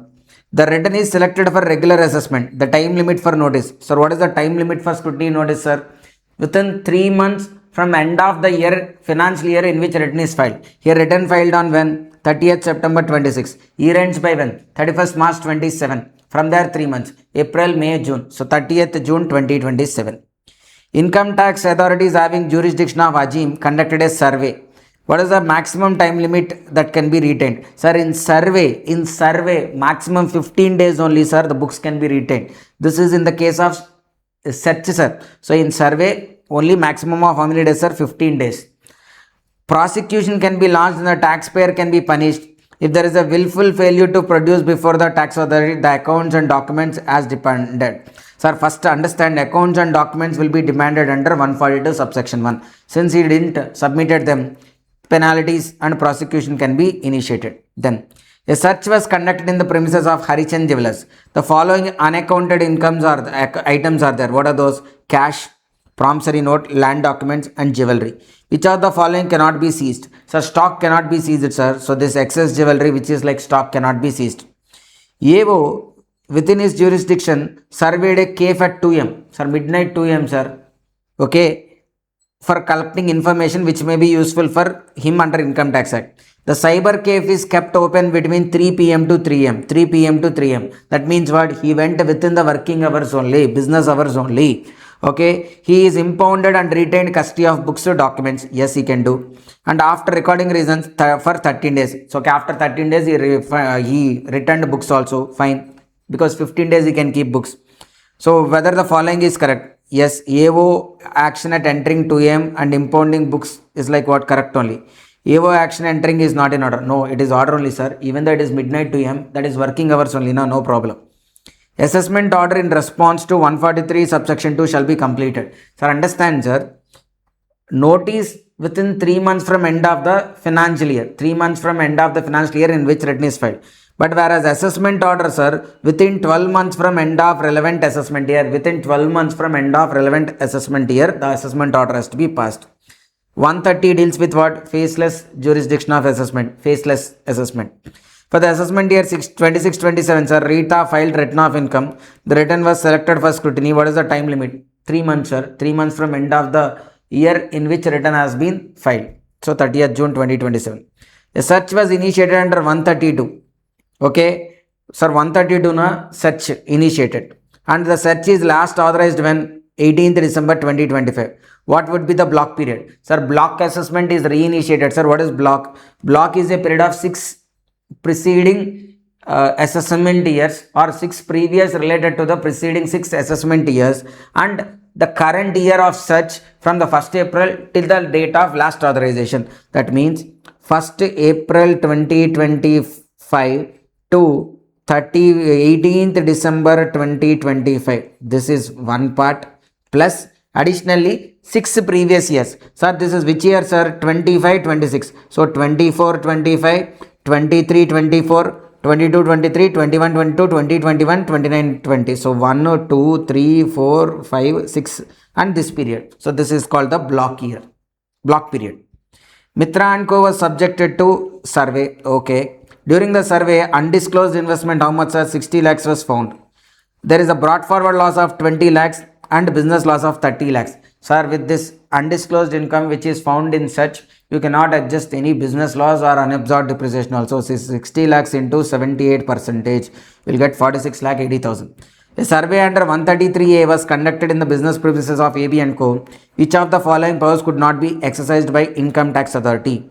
Seize cash not recorded in the books of accounts. Okay. Sir, in survey, you can mostly collect information and you can impound books. You cannot seize anything. So, verify cash, place identification marks, record statements, all these correct. But you cannot seize cash. Only in search you can seize. Then appeals and revision, sir. Sir, in appeals and revision, sir, important chapter, sir. Go do revise and go, because there are 3 segments are here. One is appeals, the other one is like revision, the third one is rectification of mistakes. Sir, revision part is mostly important for question, 7 marks question. Rectification, yes, it could be asked for what? MCQ. Even in appeals and revision also, time limits and all, they are asking time limits, fees, that they are asking for MCQs. Okay. First one, sir. A mistake which is apparent of the record in order passed by the AO can be rectified under what? 154, sir. Let me show you the rectification of mistakes, sir. 154 once, because there are 2-3 MCQs, sir, anyhow. Section 154, rectification of mistake. Okay, sir, if already appealed, partial merger, I mean, if it is subject matter of appeal, that couldn't be rectified. If it is not a subject matter of appeal, then that part of the order can be, that part of mistakes can be rectified. Who are IT authorities? AO, CIT, Joint Commissioner, Commissioner of Income Tax. It is like an order passed by authority, intimation, TDS order, all these can be rectified. Okay. So, one thing, sir, what they can rectify here, sir? Apparent on record. I mean, for rectifying that mistake, within the report or within that order itself, you can find out that that's a mistake. No further investigation or verification has to be done. That's called what? Apparent on record. 154, rectification of mistakes, sir. Sumotoli, I mean, the authority itself, whoever is the authority passed the order, they themselves can rectify the order sumotoli, sir. Then what is the time limits? 4 years from end of the financial year in order containing mistake has been passed. Then application by SSE. Okay, there is a mistake in the order, sir, applied by SSE. Then what is the time limit? 6 months from end of the month in which application has been received by authority. 6 months from end of the month in which application is received by authority. Sumotona, 4 years from end of the financial year in which order containing mistake was passed. This is for whose order rectifications are? AO, CIT, JC, CIT. Then rectification of mistake by ITAT. ITAT also can rectify its mistake. Here also partial merger. I mean, the point to be rectified or the issue or the point to be rectified is not taken up for further appeal. Then what? It can be taken up for what? Rectification, which is apparent on record. Application by SSE. Then what? Within 6 months from end of the month in which application is made. Within 6 months from end of the month. Here within 6 months from end of the month. Okay, both the cases applied by SC. Here, sir, sumotona, 4 years from end of the financial year in which order was passed. Here sumotoli, sir, within 6 months from end of the month in which ITAT order is passed. Here within 6 months from end of the month in which application is made. Application is made. Okay. Now see, sir. Income tax mistake is apparent from the record. Order passed by AO. AO na 154, sir. When this section 254 comes, sir, if it is like order of ITAT. Income tax appellate tribunal can rectify its own order under which sections are 254, which is apparent on mistake. An appeal to Commissioner of Income Tax. Okay, sir, there are 4 levels are here. One is like JC, and commissioner depending on the issues, sir. JC and commissioner are like what? First level of authority. Second level is what? ITAT, then High Court, then Supreme Court. So okay, what is the form number 35? Joint Commissioner of Income Tax is what? First level appellate authority. AO, as the case may be, on receipt of notice, okay, that an appeal has been filed against Commissioner of Appeals, assessing officer or the SSE, as the case may be, on notice, on receipt of notice that appeal has been filed against the order of Commissioner of Appeals. Sir, against order of Commissioner of Appeals, first level authority, with whom the appeal can be made? ITAT. Okay, once ITAT, the appeal is made, then what they are asking, what is the format in which memorandum of cross objection has to be filed and what number of days? Form 36A is the form through which memorandum of cross objection has to be filed, sir, that too within 30 days. Where revision has been initiated by SSE, the application has to be made within. Sir, revision, sir, this is not rectification, revision. What is revision, sir? Sir, look at this two, sir. There are two sections, sir, 263 and 264 for revision. Revision of orders. 263 is in favorable to the department. 264 is favorable to SSE, sir. Okay, so 263, when revision, when the order is prejudicial to the interest of revenue. 264, when the order is prejudicial to the interest of SSE. Even 264, sir, what? May revise own motion or on application made by SSE. 264 also. What is the time limit, sir? See, SSE applies for revision. Okay, within what time, sir? Revision only after the time limit for appeal is expired, 30 days. Okay, on own motion, sir, then what is the time limit for revision, sir? Within 1 year from date of AO order. Where SC has made an application within 1 year from end of financial year in which application is made. Here, what is the point, sir? Revision has been initiated, the application must be made.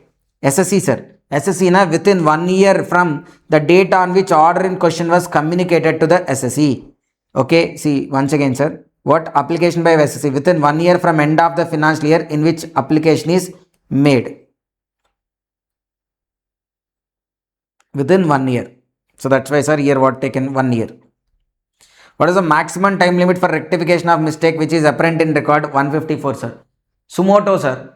By authorities only 4 years from end of the financial year in which order is passed. Whereat agreed with the Commissioner of Income Tax, order of Commissioner of Income Tax. What is the appellate remedy, sir? He can go to whom, sir? Tribunal. He can go to tribunal. Here commissioner, here commissioner. So A, B are not possible. Whereas C is also with tribunal, sir. D also with tribunal. Okay, but within how many days, sir? 60 days. 60 days is the time limit to go to tribunal from the date on which the order is communicated to the SSE. Appellate tribunal can rectify its own order, okay, if it is apparent on record, apparent mistake. So, okay, tribunals are 254, sir, rectification. Which of the following order is not appealable before commissioner? Okay, what is not appealable? An order under 163, an order of penalty, an order under 201, an order of assessment pursuant to dispute resolution panel. Sir, why this one? Because DRP consists of commissioner range only. So commissioner range people passed an order. So then again you cannot make an appeal with commissioner, sir, because appeal means nothing like a complaint. Complaint you will make to whom? Superior person. That's why since DRP consists of commissioner level, it has to be directly made with whom? ITAT. Vignesh has received an order from CIT confirming the additions. What is the time limit for filing an appeal? Sir, within how many days the appeal has to be filed, sir? Understand, sir. Okay, Vignesh has received an order passed by CIT confirming the additions made. What is the time limit for making an appeal with ITAT, sir? We already discussed, sir. For memorandum of cross objections, it is like what? 30 days, sir. Sir, SSE has to make an appeal within 2 months from end of the month in which order sought to be has been revised. Sir, 1 second, sir. I think there is previously one MCQ we have discussed. This is for revision, right?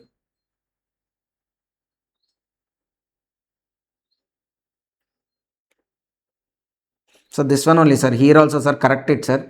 It's not 60 days, sir. Within 2 months, sir. This is not 60 days anymore. It is like 2 months from the date on which order is communicated to him. 2 months it is like. Okay. So now here also within 2 months from end of the month in which order sought to be appealed has been communicated to the SSE. Okay, the 60 days has been actually amended to 2 months, sir. So 2 months is the correct word. Here also change it to 2 months. Here also 2 months.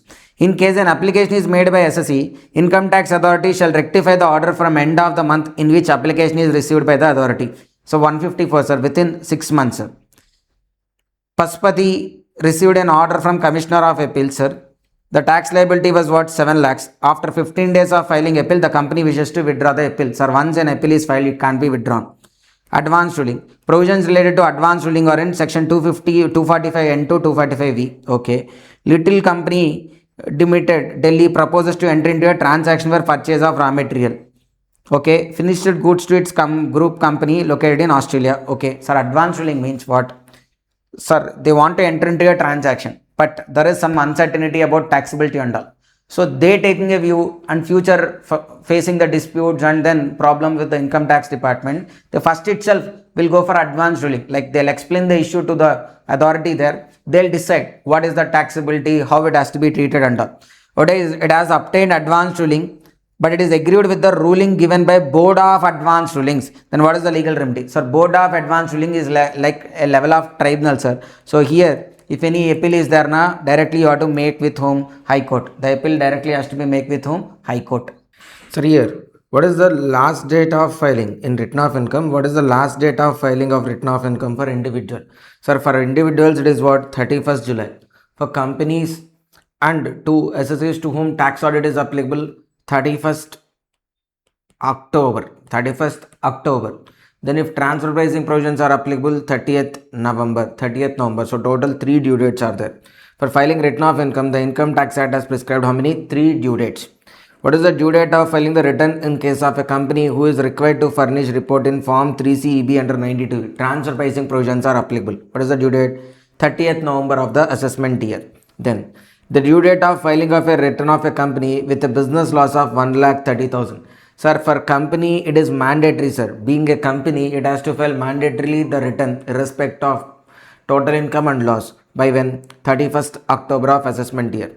One of the following can be carried forward even in the return of income is not filed after the due date. I mean, even when the return is filed belatedly, usually losses cannot be carried forward.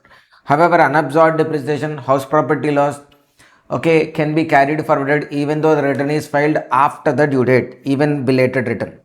One of the following is not mandated to file return of income under 139. Okay, sir, XYZ Private Limited, sir, companies are mandatory. Manohar, age 66 years, okay, total income 3,50,000 before ATC. Sir, net total income 2 lakhs only, but we need to check what gross total income. If he has opted old regime, he is mandatorily required to file.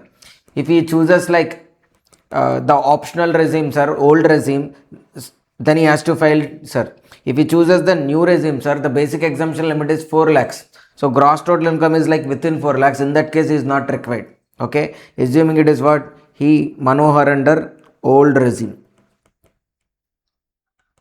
We need to check what gross total income greater than basic exemption limit.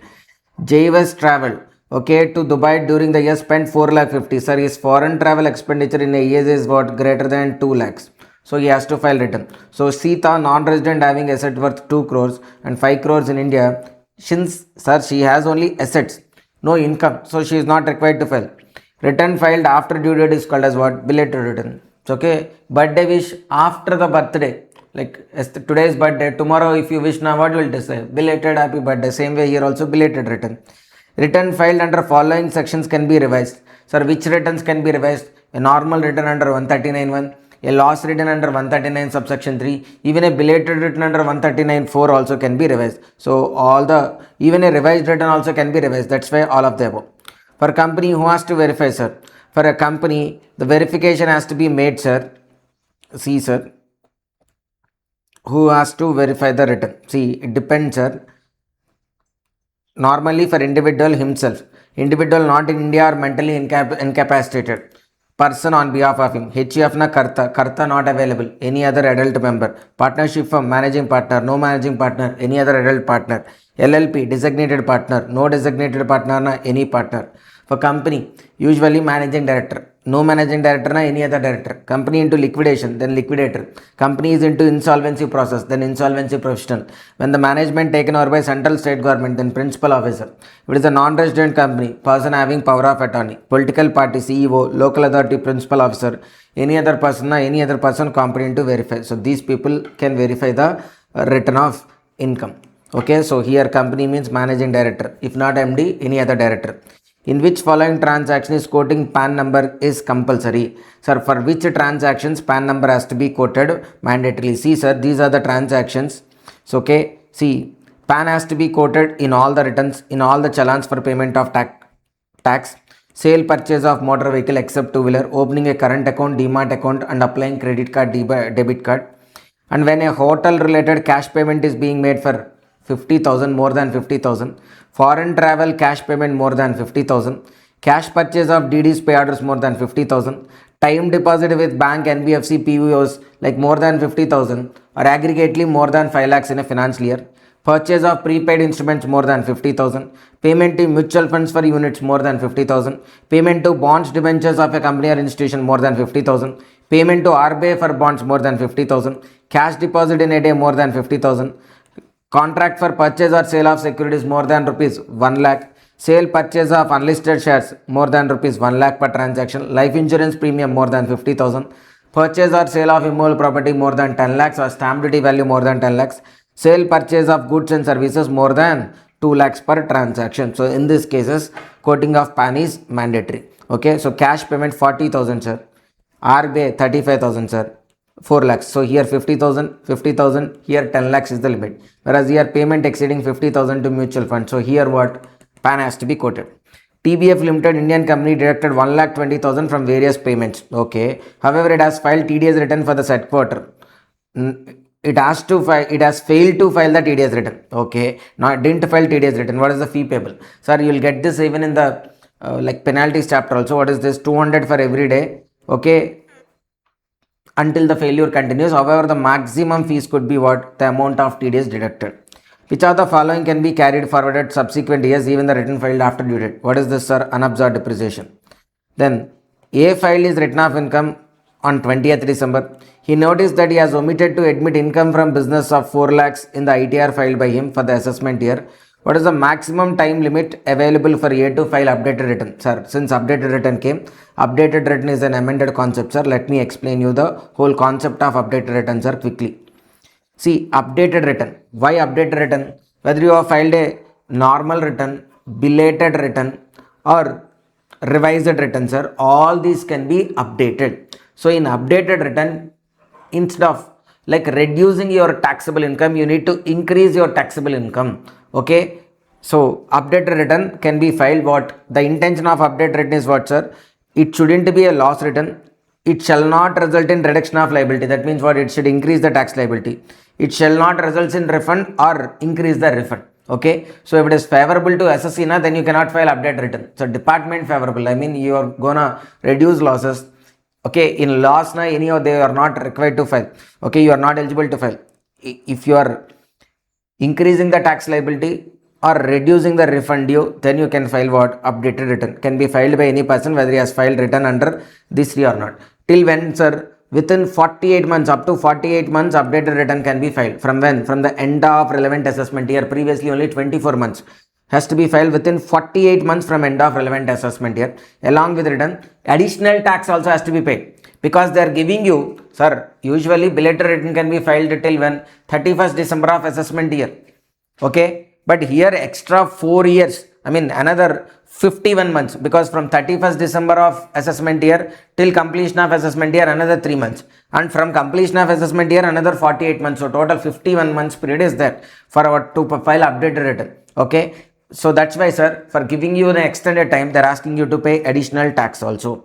Okay, updated return cannot be filed when search is already initiated or requisition is made. What is requisition, sir? Already some other departments has made search. Okay, there's nothing. Even income tax people come to your house also, nothing will be there. That's why instead of coming to your place, they'll request from the other authorities to transfer those books of accounts and the assets which they have seized. That's called requisition. Search or requisition has been made, or survey is conducted, or money bullion jewelry valuable articles or books of accounts documents, or requisition from other person belong to SSC. Sir, actually such has been made at my place, but actually at my place they found some money bullion jewelry valuable articles books of documents, but all this belongs to you. In that case, you are also not eligible to file updated return. I am also not eligible. Okay, no updated return when already an updated return is filed. Assessment, reassessment, recomputation or revision of income proceedings are pending or completed. When already the assessment reassessment process is going on, then you cannot file updated return. Already AO has information in respect of PMLA Act, Black Money Act, Prohibition of Benamis Act or Smugglers Foreign Exchange Manipulation Act, and AO has communicated that to SC that he has information, okay, before filing updated return, then he cannot file updated return. Information for a relevant assessment year has been received under an agreement under DTAA, okay, then he cannot file update return. Prosecution has been initiated or show cause notice under section 1, this is amendment sir, again 6th point. Show cause notice under section 148A has been issued after 36 months from end of relevant assessment year, and it is a fit case for notice under section 148. Sir, understand here this point sir. For this only, actually there is 147 which is called income escaping assessment. But to initiate income escaping assessment, sir, income escaping assessment, why to do simply the assessment and all? Okay, first they need to decide whether it is a fit case or not. But to initiate income escaping assessment, actually notice under 147, sorry, notice under 148 has to be given. Okay, notice under 148 given na, then what, income escaping assessment has been initiated. But the problem is what, before initiating income escaping assessment, they'll do feasible study whether it is viable to carry out assessment or not, because they do all the assessment and found out some 30 rupees, 50 rupees. What's the use of it? Because the department is spending so much on this employees, their income tax officer's salary and all. Okay, they'll spend like 3 months, 4 months of time on the assessment, and ultimately they found 30 rupees, 40 rupees. Now what's the use? That's why they do preliminary investigation initially, whether it is a fit case or not. Okay, that is done under 148A. So now for SSC, what, updated return can be filed till 48 months from completion of assessment year. Now after 36 months from the end of relevant assessment year, not 148 notice, 148A notice has been issued. Okay, 148A notice has been issued. Then afterwards they decide whether it is a fit case or not. Okay, now look at this one sir. End of assessment year, what, let's say this is assessment year 22-23. Okay, when the assessment year ends sir, 31st, okay, the due date ends on 31st December 23, whereas end of relevant assessment year is what, 31st March 2023, end of relevant assessment year. From there 48 months not till 31st March 2027, what, updated return can be filed. Now notice under section 148A is issued when sir, 1st May 2026, that means what, after 36 months. Then on 5th July sir, once 148A notice is issued, there are two options. One is what, either department may decide it as a fit case to 148 or may drop 148A and say like it is not a fit case. Sir, 148A notice is issued and they decided it as not a fit case when 5th, see, on 1st May they issued 148A notice, and on 5th July they decided as not a fit case. Then in this period, in this intervening period, you cannot file update return. Afterwards again you can file update return. Why? Because they didn't initiate 148, they just issued 148A notice. But let's say sir, here they decided it as a fit case to 148, then thereafter they cannot file updated return. Understand sir? 148 notice is issued, then they cannot file updated return. But here what? 148A notice has been issued. So now what the provision says, up to even 148A notice is issued also, you cannot file updated return. But if it is dropped, from the day when it is dropped, again you can file what? Updated return. Okay, how do you compute tax sir? Update return. So okay, there are two scenarios. Not filed return firstly from the beginning itself, or first he filed an return, now he is filing update return. What happens? Compute tax as per updated return. I mean the total income as per updated return. Then TDS, TCS, advance tax, MAT, AMT, DTA, if any is there, subtract. Self-assessment tax, if any paid, subtract. Then on that compute 234 ABC interest on the total amount. If already any 234 ABC interest is paid along with return of income, subtract, then you will get the total tax. Okay, as per update return. If no return is filed, then what, take the total income, calculate tax, from there subtract TDS, TCS, advance tax, MAT and all. Then balance, you calculate interest under 234 ABC and 234 F fees, because return is not filed within the due date. Then you will get the total normal tax. Okay sir. Computation of additional tax. Sir, as I said in the beginning, updated return when you are filing extra you need to pay even additional tax also. How much? When you file within 12 months from end of relevant assessment year, additional tax is like extra 25% of the tax computed here. If it is like within 12 to 24 months, then extra 50 percentage, 24 to 36 months, 60 percentage, 36 months to 48 months, 70 percentage is what? Additional tax. Okay, on normal tax. So when you take normal tax, take tax plus surcharge plus cess plus interest on all these together, you need to pay this much as extra tax. Sir, originally how much time, sir? Only 24, now 48. First 12, within 12 months from end of relevant assessment year, pay 25 percentage as additional tax. 12 to 24, sir, 50 percentage. 24 to 36, sir, 60 percentage. Above 36 months, but before 48, na 70 percentage. So these two are also like amended only. Look at this example, sir. Ramesh, original income 7 lakhs, additional income discovered later 2 lakh 50. TDS 30, advance tax 20,000 is there. Now, what is the due date, original return, and assume old tax regime? Sir, first, we'll assume like what? He filed originally return of income and showed how much? 7 lakhs. Okay, we'll assume that he has filed that return when, not assume, sir, they only given. What is that return filed? 31st December 24, he filed what? Normal return with 7 lakhs income. Then later he found out another 2,50,000 and filing updated return in 31st August 2027. How the tax computation? See, first at the time of original return, total income 7 lakhs on the tax plus as 54,600. Okay, since the return is not filed by due date 31st July 2024. Okay, then what? 234A interest is there from 31st August, September, October, November, December, 5 months, sir. Okay, 54,600 is the tax. From there, subtract TDS and advance tax. How much will be there, sir? 4,600 into 5 months. 230 is the 234A interest. Then, amount to be paid at the time of filing return. Total how much, sir? 4,830. Why? Because already advance tax TDS is there na 50,000. If you subtract 4,830 is payable. 4,600 is tax. 230 is what? Like 234A interest. Okay, then computation of tax at the time of updated return. Once updated return is filing, what is the total amount, sir? 9,50,000 is the income. Now calculate tax on 9,50,000. How much, sir? 1,06,600. But you already paid some amount, TDS and advance tax. Okay. Okay, sir. On this 1,06,000, we'll calculate interest also, sir. How much, sir? Minus 54,600, sir, which is like 54,600. What? Which is like the first time tax. If you subtract that, how much is there, sir? 52,000 into how many months, sir? Sir, 234A interest has to be computed only till the date of filing return of income only. When the date of filing return of income 31st December, so only 5 months only. Even though you take like updated return, you will not calculate till updated return time, sir. 234A interest has to be calculated only till the date of filing return of income. If no return is filed, then till the date of completion of assessment. From when? From the next day to due date. That's why here also it is like how many months? 5 months only and 52,000. So 2,600. This is the total amount payable. But they already paid some amount. How much, sir? This 54,830 paid. How? 30,000 advance tax, 20,000 advance tax, 30,000 TDS. 50,000 subtract, then this 4,830, like 4,600 self-assessed tax, 234A interest. If you subtract all that, then what is the normal tax on updated returns, are 54,370. This is the normal tax payable. On this additional tax also applicable, sir. Why? Because he filed when 31st August 2017. What is the end of assessment year, sir? 31st March 2025.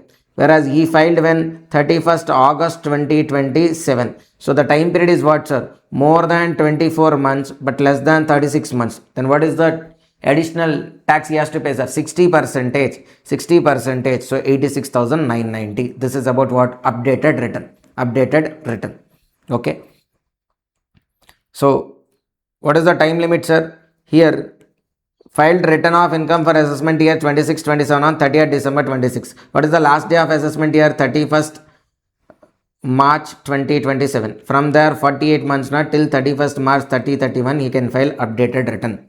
As per subsection 8A of 139, a person may furnish an updated return within dash from the assessment year, like 48 months. Vinayak is a reputed medical doctor, is a non-resident. His gross receipts from profession is like what? More than 10 lakhs. Total income was only 2 lakhs only. Sir, total income less than basic exemption limit only, sir. The question is he required to file return of income? Yes, sir. See, what is the return of income applicability, sir? See, return of income, sir. mandatorily a company and firm. Other SCs if gross total income exceeds basic exemption limit. If SSE is resident and ordinary resident, if he is a beneficial owner or he is a beneficiary of an asset located outside India, then or else where the aggregate of deposits are more than rupees 1 crore in current account. In case of normal accounts, sir, if the aggregate of deposits is more than 50 lakhs, the aggregate foreign travel expenditure in a year is what? More than 2 lakhs. Electricity expenditure more than 1 lakh. Business turnover or sales more than 60 lakhs. Profession turnover or sales more than 10 lakhs. Or the aggregate of TDS and TCS deducted is more than 25,000. Here what happens, sir? Yes, his total income is like less than basic exemption limit only, but his from profession his turnover is more than 10 lakhs, so he has to file return of income. A return filed under which of the following act can be revised? Sir, normal return, belated return can be revised. It's okay, both. Then advance tax. Then an SC has to paid advance tax more than that of returned income. Sir, actually as per return you have to pay only 1 lakh cash tax. But you paid advance tax 1,20,000. That means extra how much you paid? 20,000. On this 20,000, are you eligible for any interest? If so, how much? Yes, you are eligible for interest, sir, at 1.5%. Under which section interest shall be charged for deferment of advance tax? For short payment of advance tax 234B. For deferment of advance tax beyond the advance tax installments 234C.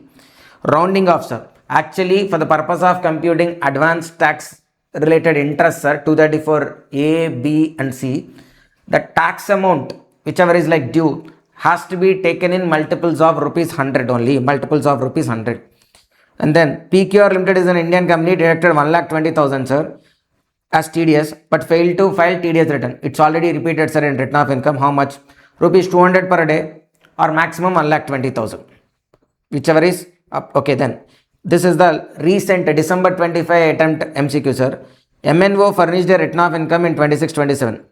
Okay, and declared income as how much? 1,20,000, and in assessment it is as declared 1,65,000, sir. So originally, sir, see, understand, sir, here the interest has to be calculated, sir, like what?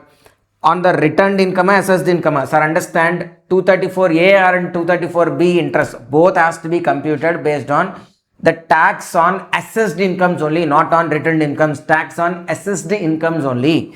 So what is the assessed incomes are here? 1,65,000. On the tax 30% plus cess 31,480. This is the amount pending. Actually here we should take multiples of 100 only, sir. This 80 rupees we should ignore. But if you ignore the 80 rupees, sir, and if you take 31,400, we are not getting the answer. That's why I took what? 51,480 into 11%, sir. You will get 5,663. Okay. Then Alan, sir, ICDS, sir. So some basic points we'll discuss about ICDS. Central government has notified ICDS. ICDS applicable to SC having PGBP income and IFOS income, irrespective of mercantile or cash method.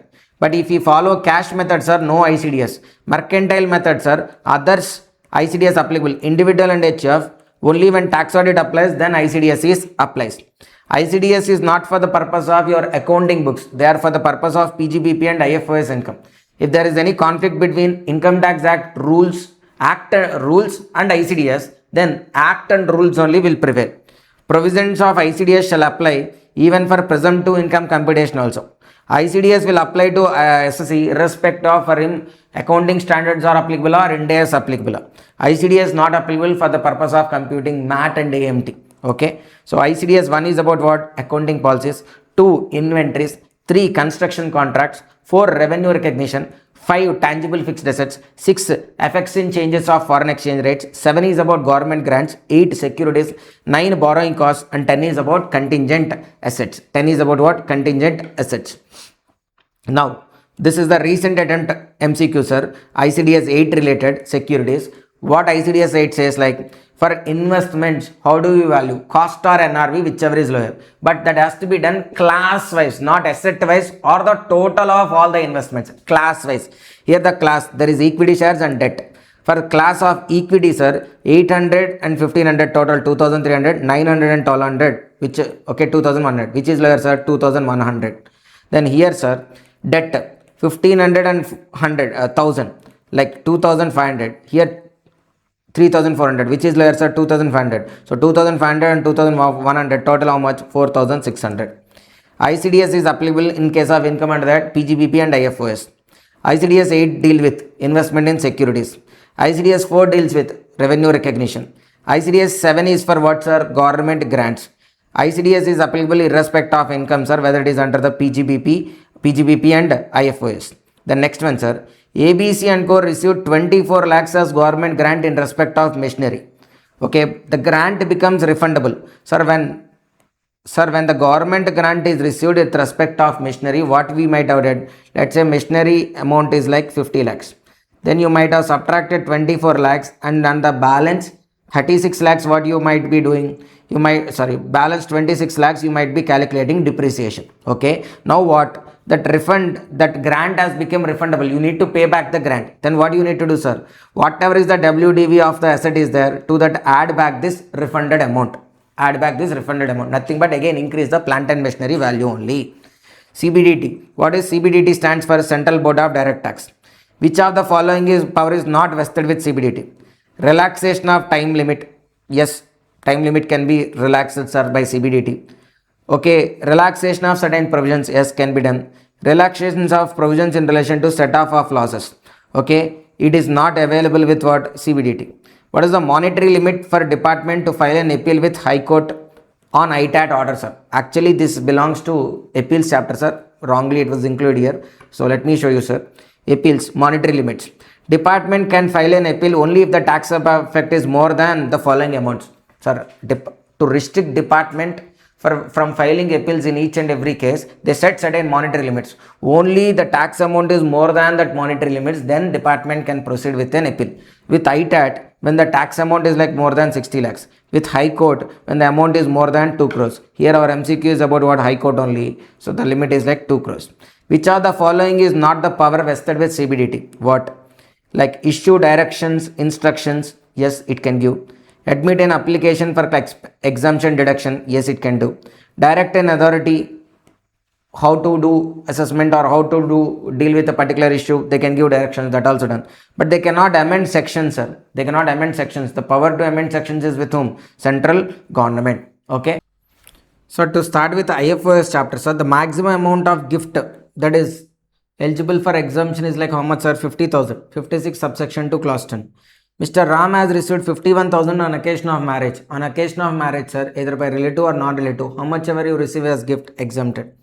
Okay, Arvind is a managing director, sir. Okay, he holds 70%. That means what? More than 10%, which is like more than or equal to 10% in the company. So company and he is having what? Substantial interest. And the company is having general reserve of how much? 7 lakhs. And given a loan 8.5 lakhs, not to Arvind, sir, to a supervisor, who in turn again given the loan to Arvind. So indirectly the loan is given to whom? Arvind. Okay. So when indirectly loan is given also, so where a closely held company, private limited company gives any loan or advances to a person, to a shareholder who is having substantial interest, yes, he is having substantial interest, then either directly or indirectly, then the amount of loan or to the extent of accumulated profits, general reserves, whichever is lower will be treated as what? Deemed dividend. So 7 lakhs will be treated as deemed dividend. Deepthi, a resident individual, subscribed to shares of various companies and earned dividend of how much? 6.6 lakhs for the year ended. She had borrowed 20 lakhs for the purpose of investment. Sir, from dividend income you can claim interest as expense. So 6,60,000. From there you can claim interest as expense. How much, sir? Minus 2,20,000 or 20% of dividend income, whichever is lower. So if you subtract that, you'll get the answer as how much? 5,28,000. Then Black Money and Imposition Act, sir. Quickly we'll go through the summary, sir. Sir, why Black Money Act? It's okay. It talks about or it focuses on undisclosed foreign income and undisclosed foreign assets. For Indian undisclosed incomes and all, Income Tax Act only, that 132 search, block assessment, that part. For undisclosed foreign income and undisclosed foreign asset, Black Money Act applies. Okay, it was enacted in previous year 25-26. It even applies for the undisclosed incomes and undisclosed assets which were earned or which were invested before 15-16 but were found out after July 2015. Applicable to whole of India. Charging section, what does it say? On the undisclosed foreign income and undisclosed foreign assets, sir, tax should be levied at a rate of 30% on every SSE for every assessment year in respect of undisclosed foreign income and foreign asset. So, okay, on whom, sir? SSE should be a resident. SSE should be a resident.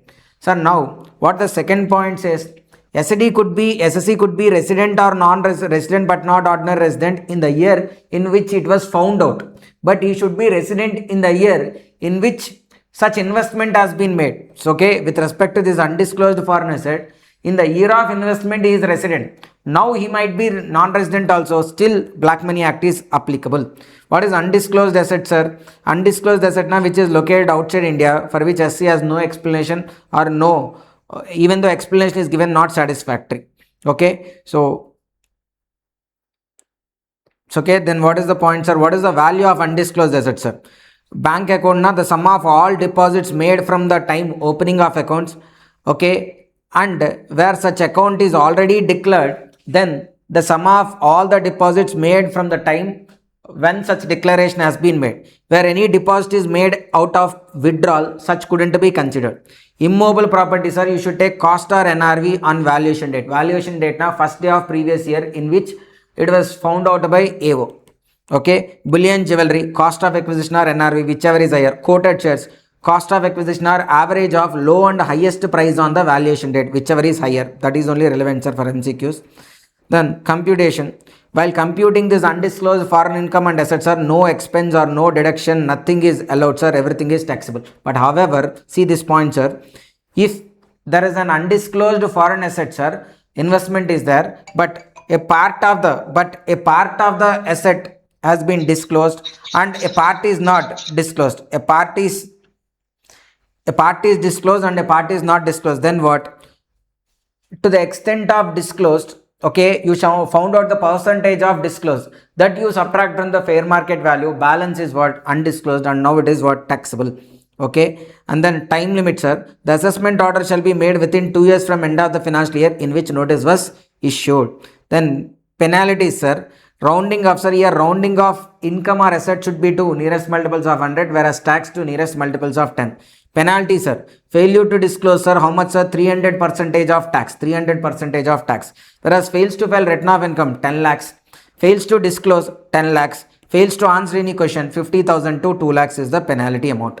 Okay, so now come back here, sir, quickly. Black Money Act extends to whole of India. The rate of tax is like 30%.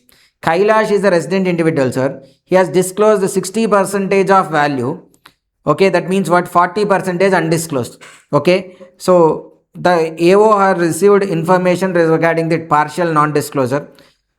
Okay, and issued a notice under Black Money Act. What would be the value of asset? That balance 40% of fair market value. Okay, that too on what, sir? When he found out on 10th April 2025. Na? So previous year 25-26, first day, 1st April 2025. Ketan resident individual, okay, 50% is disclosed, that means 50% undisclosed. Okay, so when the notice is given, sir, the notice under 10 was issued in June 2023. What is the time limit for passing order, sir? What is the time limit, sir?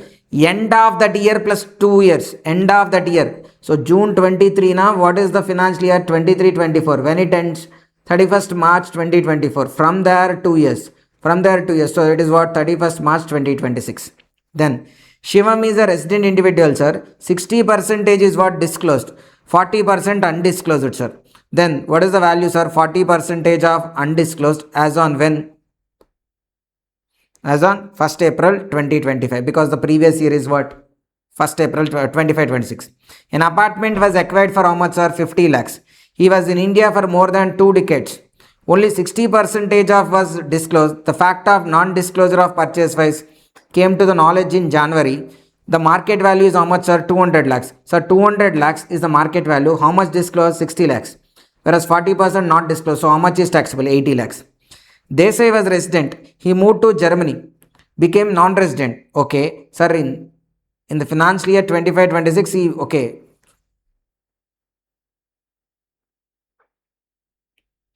Sorry, in previous year 25-26, sir. It's not like 25-26, sir. It is previous year 24-25 he moved. India and his residential state India became non-resident in the financial year 25-26. Okay. During the financial year 22-23, Desai acquired a house property for 5 crores. That means, sir, he didn't acquire now.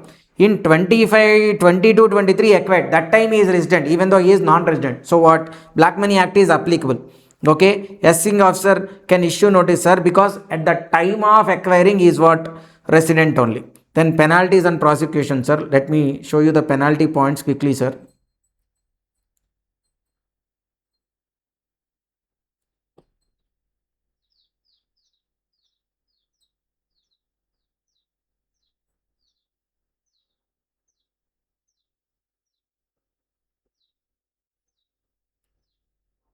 It's okay, sir.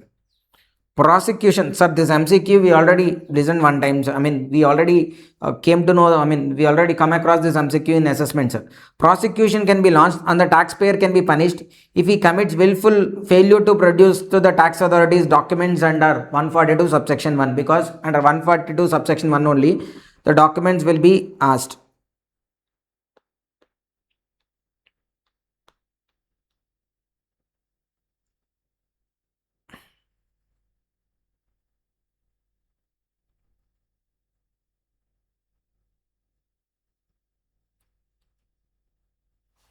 Penalties, sir.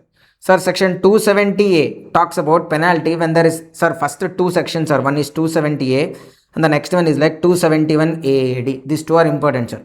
270A, when there is a penalty for what? Under reporting. When there is under reporting, sir, 50% of tax payable including surcharge and cess. When there is under reporting plus misreporting, then 200% of tax payable. Okay, then 271 AAD is also equally important, sir. Penalty for false entry or omission of entry. Penalty for what? False entry or omission of entry. Equal to the equal to that of false or omitted entry. Sir, here two parties are involved. Then for both the parties, the penalty will be there, sir. Equal to the false or omitted entry. Sir, I suppressed a sale transaction. So B also suppressed his purchase transaction. Now for A also, equivalent of the amount of transaction that was omitted or false entry, that transaction amount will be levied as penalty. Even to B also that will be levied. And even if it is like under reporting or misreporting, it comes under 270A, then there will be 200% of tax payable, that also could be levied as penalty. What is called misreporting, sir? Misrepresentation or suppression of facts. Fails to record an investment, claims expenditure without any evidence, records false entry, or fails to record a receipt. Immunity for penalty. Under 270A, sir, if there is any penalty is levied, for that immunity can be asked. Immunity for penalty under underreported income. For how? SSC applies to AO, okay, in what? Form 68, that also within 1 month from the end of the month in which the order levying penalty has been made. Then AO within 3 months from end of the month in which application has been received, either he can accept that particular application and give immunity or some waiver in the penalty, or he can reject the application. 271A, when there is a failure to maintain books of accounts as per 44A, the penalty is like 25,000. 271AD, AAD, I already said, sir. 271AA, failure to maintain information or documents or failure to report a transaction or incorrect info. Like international transactions, sir. Failure to maintain information and documents regarding an international transaction, or fails to report an international transaction, or fail to provide fails or provides incorrect info. Then what is the penalty, sir? 2% of transaction value. Failure to get audit or furnish audit reports, sir, then 0.5% of turnover, maximum 1.5 lakhs. 271BA, failure to furnish transfer pricing reports, sir, 1 lakh. 1 lakh is the penalty. 271C and 271CA, failure to deduct TDS and TCS, sir. Then the penalty is amount of TDS and TCS. Then 269SS. What is 269SS, sir? It deals with acceptance of loan, deposit or a specified sum in any mode, sir. In any mode, sir, other than cash. So, okay, other than cash now you can take amount, but in cash now maximum you can take loan, deposit or specified sum up to how much, sir? 20,000. So you can take only through account pay check, account pay draft or electronic clearing system. Okay. So, but here, sir, one thing, sir, there's a proviso which says like if the deposit is accepted from primary agricultural credit society or primary agricultural rural society from its members, then a loan taken from them by its member then the limit is 2 lakhs, sir, instead of how much? 20,000. The limit is 2 lakhs instead of 20,000. 269 ST, where any money is being received, sir, in excess of 2 lakhs, it should be only through what? Account pay check, account pay draft, 269 ST. Where any repayment of loan is there, that also maximum you can repay in cash only to an extent of how much, sir? 20,000. So this is like taking loan 20,000. This is like paying loan 20,000. But in case of any other receipt of money, maximum 2 lakhs, 269 ST. But 269 SS, sir, when the loan is from whom, sir? Rural agricultural societies or agricultural credit societies, then the limit is like 2 lakhs. 272, sir. If any SSE fails to answer the questions or sign statements or comply with summons under 131, notices under 142 or special audit, then penalty will be 10,000 for every default. 272A2, sir. Failures to furnish information under 133 or 139 4A or 4C, sir. Then the penalty is like 500 for every day of default. Like for trust and all, sir. If they fails to furnish any information or return, then 500 per day is the penalty. Fails to quote PAN number or quoting wrong PAN, sir. Then the penalty is like how much? 10,000. Power to reduce or waive penalty under 270A. So it is under 273A and 273AA, sir. There is the power to waive or reduce penalty. Up to rupees 5 lakhs of income, PCAT or CAT can directly reduce or waive the penalty. If it is more than 5 lakhs, they should take the approval of CCAT, PCAT or DGAT or PDGAT. Okay. So now look at here, sir. Prosecution can be launched if he commits a willful mistake. Okay, already discussed. If a person fails to comply with provisions related to PAN, 272B, sir, 272B, PAN related. If during a prosecution found that books of accounts maintained by a person, there is a false entry or omission of entry, which is relevant for computation of total income, then the penalty under 271 AD. How much, sir? Sum equivalent to the aggregate amount of such false or omitted entry. If the amount of income is in respect of which the penalty imposed or imposable exceeds dash, no order reducing, sir, 273, up to 5 lakhs na directly, above 5 lakhs na permission. Here what? No order reducing under penalty shall be made except with the prior approval. Except with the prior approval, then the 5 lakhs is the limit. Principal Commissioner empowered to grant relief under 273A and 273AA. During the course of assessment, sir, they found one accommodating entry, sir. What? 7 lakhs from another firm name P and Co. have admitted fake invoice and accommodation entry. What is the penal consequence? Sir, first 7 lakhs into 30% is the tax. How much? 2,10,000. Okay, actually we should add surcharge and cess also, sir. Into 200%, the tax amount 4,20,000 will be levied as penalty under 270A. For what? Misreporting the income. Plus cess will be there. And for this section, sir, what is this section? Like 271 AD, what does it say, sir? Penalty for false entry or omission of entry. How much, sir? Equivalent of the amount, equivalent of the transaction amount. How much is the equivalent of transaction amounts are here? 7 lakhs. That would be for both the parties, M and Co. and even for P and Co. for both. So penalty 4,20,000 for M and Co. plus equal amount of 7 lakhs and even to P and Co. also 7 lakhs. In the case of assessment, sir, AO made 12 lakhs. Okay, the tax payable is 3,12,000 and interest payable in addition for the addition made. The addition is covered for misreporting. Misreporting now how much is the penalties are 200%. So 3,12,000 into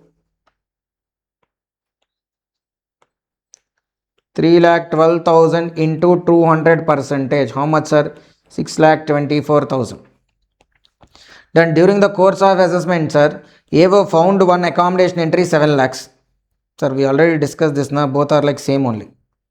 Then AO imposed a penalty of 50 lakhs under 271 AAD.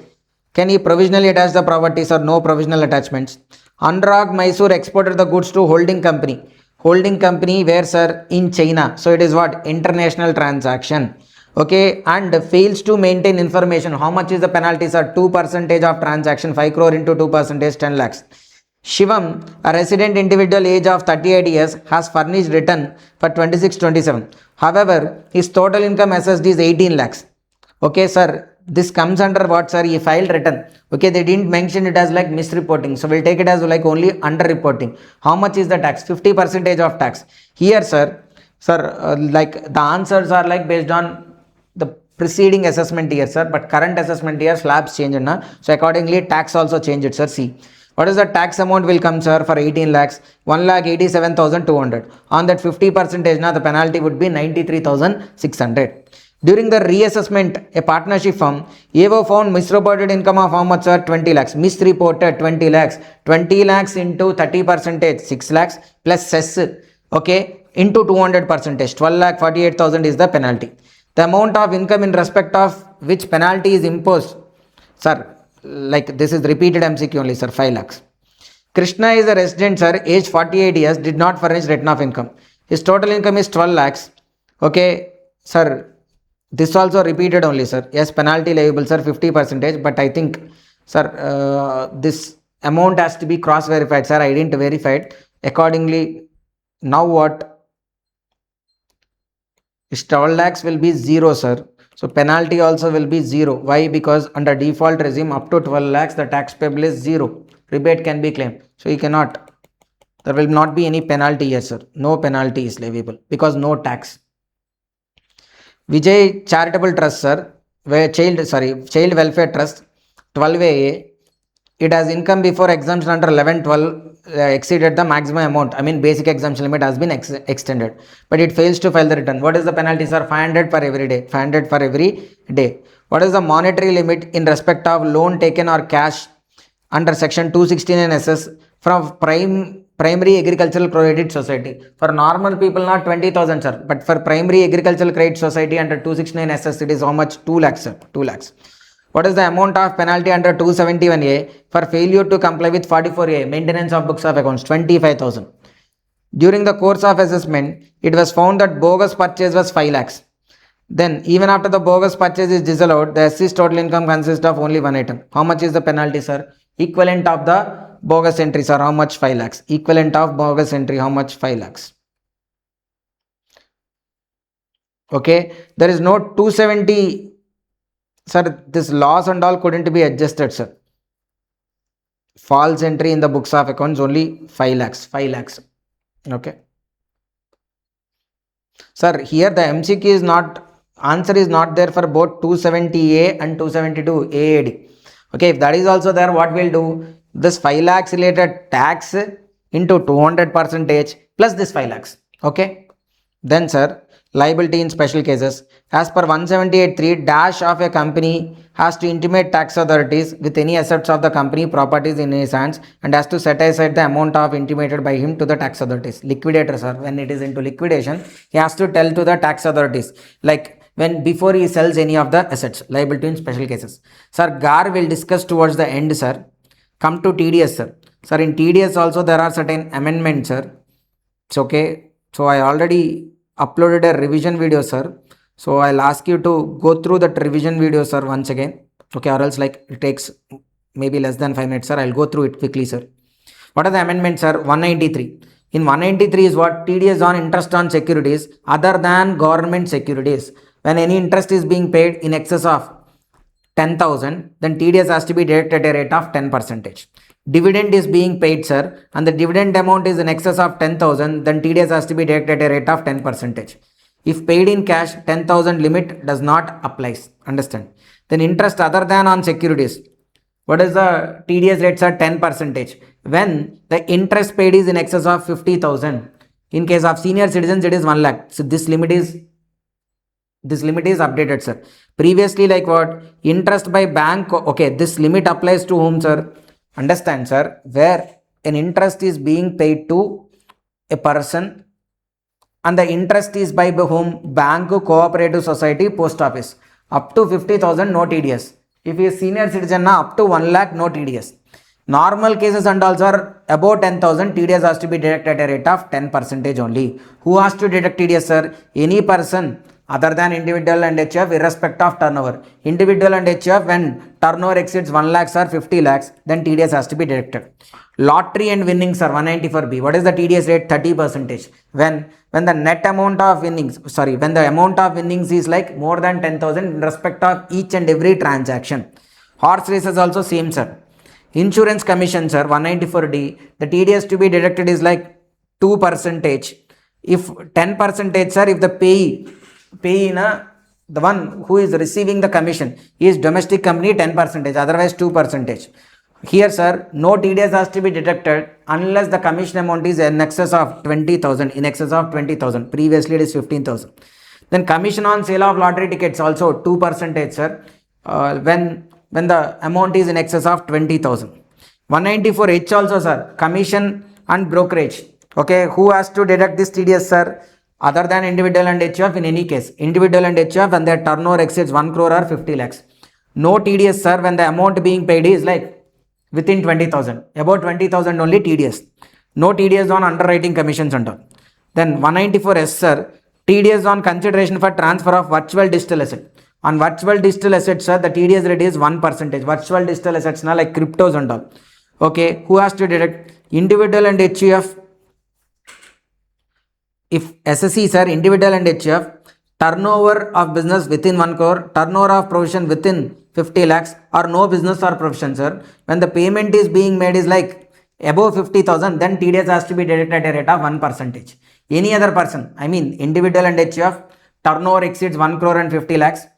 Whereas others like company, firm and all, where the amount exceeds 10,000, then TDS has to be deducted at a rate of 1%. 1%. Okay, tax rate on virtual digital asset is 30%, sir. TDS rate under 194S is only 1%. Then professional services, royalty, fee for technical services, all this, sir. What is the TDS rate, sir? 10%. If it is call center, 2%. What is the amount of limit, sir, here? 50,000. For every payment, every type of like professional services, now there are like accounting, medical, legal, engineering, interior decoration, technical. For each and every kind of service, this separate 50,000 limit is applicable. You need not to club. For same person, let's say fee for technical service is paid and even accounting related also paid. For each service, sir, separate 50,000 limit is applicable. Okay. But however, sir, where the payment is being made to directors, then this 50,000 limit is not applicable. Okay. Income from mutual funds, sir, 10% is the TDS, where the amount being paid is more than 10,000. Income, sir, here compensation on compulsory acquisition, sir. For compulsory acquisition related, if any compensation is being paid, then TDS has to be deducted at a rate of 10% when the amount of compensation or stamp duty value exceeds how much? 5 lakhs. Okay. Previously, it used to be 2,50,000. Then there are few changes in TCS rates also. For the purpose of, sir, you are doing remittance outside India, sir. Then TCS has to be collected. How much? Where the amount is like up to 10 lakhs, no TCS. That is for what? Education or medical purposes. You are remitting money outside India. Then up to 10 lakhs, no TCS. In excess of 10 lakhs, sir, then amount or aggregate amount greater than 10 lakhs, then TCS at a rate of 5%. Remittance for the purposes of other than educational and medical purpose, sir. Then up to 10 lakhs, no TCS, sir. Above 10 lakhs, not 20%. If it is for tour and all, you are remitting money outside India, sir, but that is for tour. Then up to 5 lakhs, it is 5%. Sorry, up to 10 lakhs, it is 5%. Above 10 lakhs, 20%. Okay. Now, sir, what are the TDS sections? The rate of TDS on rental payments of plant and machinery, 194I. What is the rate? 2%. Ram wins 10,000 in lottery. Which of the statement is correct, sir? No TDS is deductible. Why? In excess of 10,000 only TDS under 194B. In Income Tax Act, employer gives to his employees what? Form 16. If the recipient of income does not furnish his PAN to deductor, then what is the rate, sir? 20% will be taken, sir. Subhatra is a salaried individual, sir. Sir, this is what? 194M. What? Sir, there are three sections, 194C, 194H, 194J. C is for contracts, H is for commission, J is for professional services. All these three sections applicable to individual and HUFs when their business turnover exceeds 1 crore, professional turnover exceeds 50 lakhs. Okay. Now, Here, sir, Subhadra is a salaried individual. That means C, H, J are not applicable. But 194M applies. 194M applies for what? These payments only. Contract related, commission, professional services related. And SSC not covered under 194C, H, J. Okay. But the amount to be paid is in excess of 50 lakhs. Here how much? 46 only. So for Subhadra, TDS not applicable. Whereas his father, Bhima, a retired pensioner, so same provision, sir, for him also. He made payments of how much? 18, 23, 15. You have to aggregate them, sir. How much, sir, if you aggregate?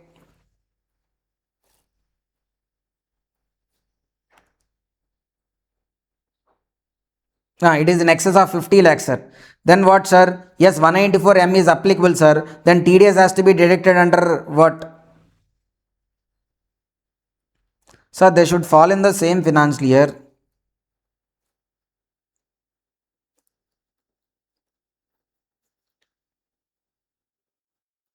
See, sir, Bhima is required to deduct. Subhatra is not required to deduct because here for Bhima it is in excess of 50 lakhs. Tarun sold virtual digital assets, sir. What is 1%, sir? 194. Yes. So how much? 6,050. Chaitanya is a resident employed in multinational company. He paid 60,000 as monthly rent. 194 IB, sir. Which sections are 194 IB? Monthly rent in excess of 50,000. Then in the last month of the previous year, 5% has to be deducted as TDS for the total rent paid throughout the year. But monthly rent should be in excess of 50,000. Robert, tennis player, sir, 194E. Okay, 194E, sir. Like for participating in a game in India, he earned 10 lakhs as participation fee. How much, sir? 20.4, including, 20.8, sir, including cess, it has to be deducted. So 2,08,000. ABL credited 28,000 for professional service, 27,000 for fee for technical. Sir, 194J, what I said, separately, you should not club them and see. For each, separate 50,000. Here 50, here 50. So since it does not exceed at 50 individually, no TDS under 194J. Then Kamal employed manager pays rent. It's okay, as I said, sir, 194 IB. Okay, monthly in excess of 50,000, then TDS applicable. But only 50,000 per month, sir, not in excess of 50,000. Hence, TDS is not applicable under section 194 IB. Now we are into the important segment, sir, DTA and transfer pricing. Sir, as I already said in the beginning, DTA transfer pricing alone, including GAR, are getting 5 to 6 MCQs. Sometimes NR, they are asking like 1 or 2. So if you take NR tax, DTA, transfer pricing, GAR, these 4 chapters alone will give you 6 MCQs. That too, 10, 11, 12, 13, 14, 15. Okay. So now we are going into DTA. Sir, in DTA, one part which we don't discuss, but still they are asking for MCQs, sir, like what? Sir, in OECD model and UN model, actually these are like 2 model tax conventions, right? Model treaties. From there, depending on a particular adjustment with a country, like whatever the negotiations happen with a country, will remove certain points and we do certain alterations and we follow. Okay, India usually follows what? UN model, because UN model is for what? Developing countries, I mean most favorable, whereas OECD models are like it is favorable to the developed countries. Okay, so in OECD model and UN model there are certain articles, so they are asking MCQs on this article numbers and any article number is missing. So that's why, sir, try to go through it once. If you remember, it's fine, right? It's okay. 1 is about person covered, both. 2 is about taxes. 3 is about definitions. 4 is about resident. 1 is about what? Person covered. 2 is about taxes. 3 is about general definitions. 4 is about resident. 5 permanent establishment. 6 is about income from immovable property. 7 is about business profits. 7 is about business profit. 8 is about shipping inland waterways. 8 shipping inland waterways. 9 associate enterprises. 10 dividend. So till first 10 are same, sir. Person covered. Then about taxes. Then about general definitions. 4th one is about resident. 5th one PE. So I'll mark even important ones also, sir. Person covered is like what? 1. Person covered is like 1. Then resident is 4. PE is 5. Then business profit is like 7. Associate enterprises is 9. 10 dividend. 11 interest. 12 royalty. 12A fee for technical service. So now if you see OECD model, there is no 12B, but in UN model there is even 12B also, which is for what? Income from automated digital services, 12B. Then 13 capital gain, 14 deleted here sir, but here 14 is there, independent personal services.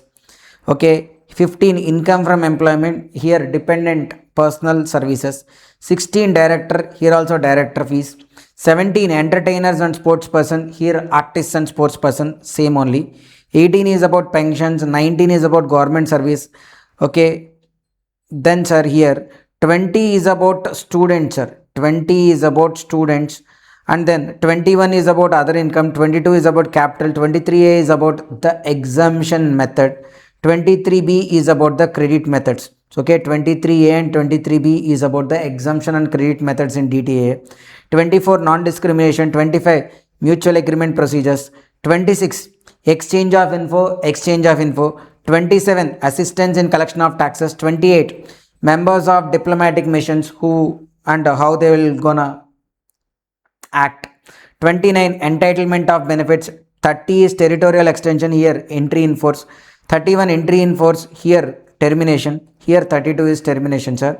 So what here sir, UN model there are only 31 articles, but whereas here 32, which is missing sir here, which is missing na sir. If you see here sir, there is no point like territorial extension in UN model, there is no territorial extension. And then what are the other defenses? 12B is not there here, but here it is there, income from automated digital services. Even 14 OECD model deleted, but here independent personal services still is there. Okay. 91, sir, section 91 deals with what? Unilateral relief. 90 and 98 deals with bilateral relief. The main purpose of DTA is to what? Avoid double taxation. In respect of DTA, generally India follows UN model. The relief where there is no avoidance of double taxation agreement, unilateral. If income is taxed in more than one country, but in the hands of different taxpayers, it is what? Economic double taxation. 15,000 in country B, in which India has DTA, has been taxed in the hands of Kabir as well as Yamini. There is an instance of and the remedy for the same is through economic double taxation with 2% answer if it is. For ALP of Italy, which are the following mean permanent establishment? Sir, permanent establishment means what? Okay, permanent establishment na, they should have some fixed establishment. Okay, see, look at here. Use of facilities solely for storage and display, not an APE. Maintenance, not a PE. Maintenance of fixed place of business for purchasing, not a PE. Or collecting information, not a PE. Licensing office, not a PE. But operating a factory, there is a place of business, then that is what PE. In the context of PE, DTA, PE means a fixed place of business. Okay, the term PE does not include what? Same sir, solely for the purpose of advertising, supply of information like licensing offices and all are not PE. But when they have a mine, oil or gas extraction place or workshop or a farm plantation, they comes under PE. OECD model is designed for whom sir? Developed nations. UN model consists of how many articles sir? UN model 31 sir. UN model consists of how many articles sir? Only 31 only, but OECD na 32. OECD na 32. Okay, Lakshmi resident individual and 35 lakhs as consultancy income, on which she paid 20%. Countrywide does not have DTA. She wants to know whether she can claim any relief.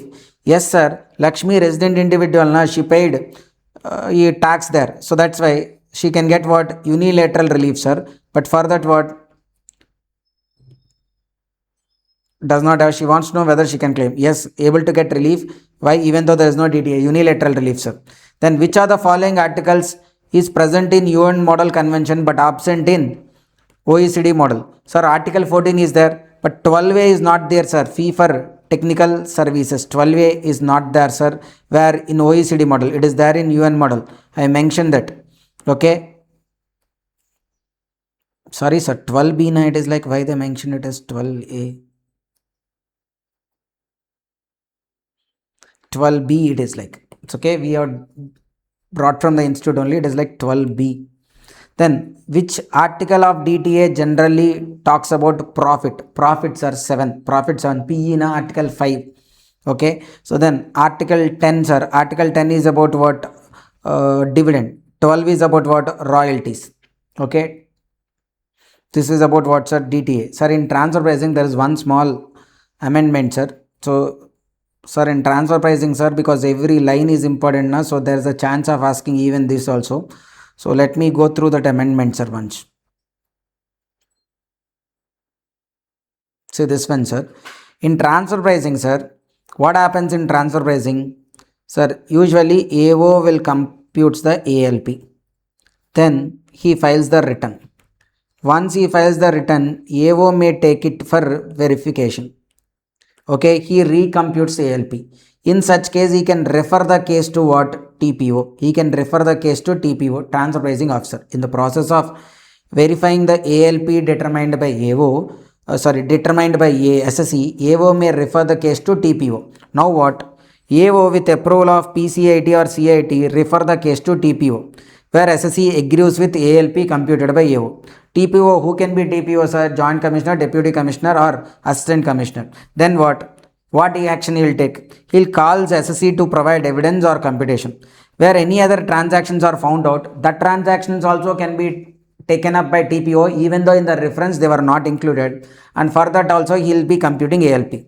Passes an order, and such order is binding on AO also. Okay, in case if the assessment is stayed by any court and the time available for completion is like less than 60 days, sir, then the time limit has to be extended by another 60 days. Now what is the amendment here? Usually, sir, previously the ALP determined by TPO previously is used for that year only. But now what they are saying, like, sir, why for every year it has to be referred to TPO? If any reference is made to TPO, let's say, sir, for previous year 23-24, the reference is made to TPO and an ALP is determined, and the same kind of transactions are entered even in previous year 24-25 and even in previous year 25-26. Why again separate referral to TPO? What they are saying means, okay, ALP determined by TPO can be applied for next 2 years also. That means decided in 23-24 can be used in 24-25 and even in 25-26 also. Okay, amendment says it can be applied even for the next 2 assessment years also. But for this, sir, SSE has to choose the option. He can either choose the option for both the years or only for 1 year. How? In prescribed form, sir. Then TPO confirms in writing within 1 month from end of the month in which option is exercised. Okay. However, this option is not available in case of such case, in case of such issue. This is about what? Transfer pricing, sir. So now look at the MCQ, sir. 2 enterprises shall be deemed to be associated when one enterprise holds directly or indirectly how much? 26% or more of the voting power. 2 enterprises shall be deemed to be associated enterprises when one enterprise holds directly or indirectly 26% or more equity shares. 2 enterprises shall be deemed if loan advanced is 51% or more of the book value of the assets as on the date of the loan. Okay. 0 private limited borrowed 500 crores, sir. Okay. Select the correct statement, sir. Borrowing, sir, and guarantee. Guarantee na when they are associated enterprises, when the guarantee amount is like more than or equal to 10%, more than or equal to 10%. Then, so more than or equal to 10% na 50 crores or more. 2 enterprises shall be deemed when raw materials related, sir. How much? 90% or of the more raw materials or consumables is supplied, then associates. And the transfer pricing, international transaction means what? Between 2 associate enterprises, either one of them or both could be what? Non-residents. 2. The international transaction shall be in nature of what? Purchase or sale of goods or tangible or intangible property, provision of services, and even like having like any transaction bearing profits, and also all of the above are international transactions. Which deals with ALP? 92C. Which section deals with ALP? 92C. As per section, when any specified domestic transaction is carried out between associate enterprises, the said transaction should be carried out under arm's length price. Which sections are? 92. Which of the following method of computation of arm's length price is not a transaction based method? 3 transaction based methods are there, sir. Comparable uncontrolled price method, resale price method, cost plus method. Here what is the other one? Profit split method.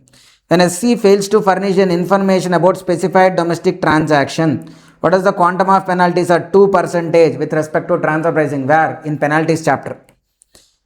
PQR Kolkata has international transaction exceeding 100 crores. Omitted to furnish 92 reports or audit report. Like how much is the penalty, sir? 1 lakh. Ramji entered into a transaction for sum exceeding 10 crores. Furnished to furnish report of an accountant. How much, sir? 1 lakh is the penalty. APA shall be valid for how many consecutive years, sir? 5 years, including the year in which APA is entered. Arm's length price is to be determined by applying what? Indexed cost of acquisition, fair market value, stamp duty, resale price method, sir. Range concept is applied under transfer pricing if there are like 6 or more. That means what? More than 5. The provisions of 92 will apply only if the aggregate value of specified transactions entered into by a taxpayer during the year exceeds. Sir, specified domestic transactions related also transfer pricing applies, but only when the transaction value is more than 20 crores. Okay, during the year, sir, that not every transaction, all the transactions together in a year exceeds 20 crores, then only specified domestic transaction cases also transfer pricing applies. Potato Limited is a company, international transaction 3 crores. Purchased raw material from its subsidiary. Okay. Potato required to maintain information on documents for a period of 8 years from the end of relevant assessment year. B sold a machine. Okay. B sold a machine to whom? Associate enterprise. Sorry, not sir. A sold a machine to B, who is an associate enterprise. B again sold for how much, sir? 4 lakhs. So there is resale price available. So 4 lakhs resale price. There is a sale margin given 30%. Subtract, sir. How much? 4 lakhs into 30% now? 1 lakh 20,000. Plus this expense also subtract. So it comes to how much, sir? 2 lakh 76,000 is the arm's length price. Uncontrolled transaction means a transaction between enterprises other than associate enterprises. Uncontrolled transaction. Failure to keep and maintain information and documents. How much is the penalty, sir? 2% of the value of international transaction. The aggregate of specified domestic transactions should exceed 20 crores. Then only transfer pricing applies. The order of transfer pricing officer determining arm's length price of an international transaction or specified transaction is binding on whom? TPO order is binding on whom, sir? AO as well as on SSE related to the amendment point, sir. Secondary adjustment means what? Primary adjustment means the difference amount between the actual price and ALP adding to the total income. Secondary adjustment is what? Asking that money to bring back to India also. Okay, if it was not bring back, that would be treated as what? Deemed loan. Okay.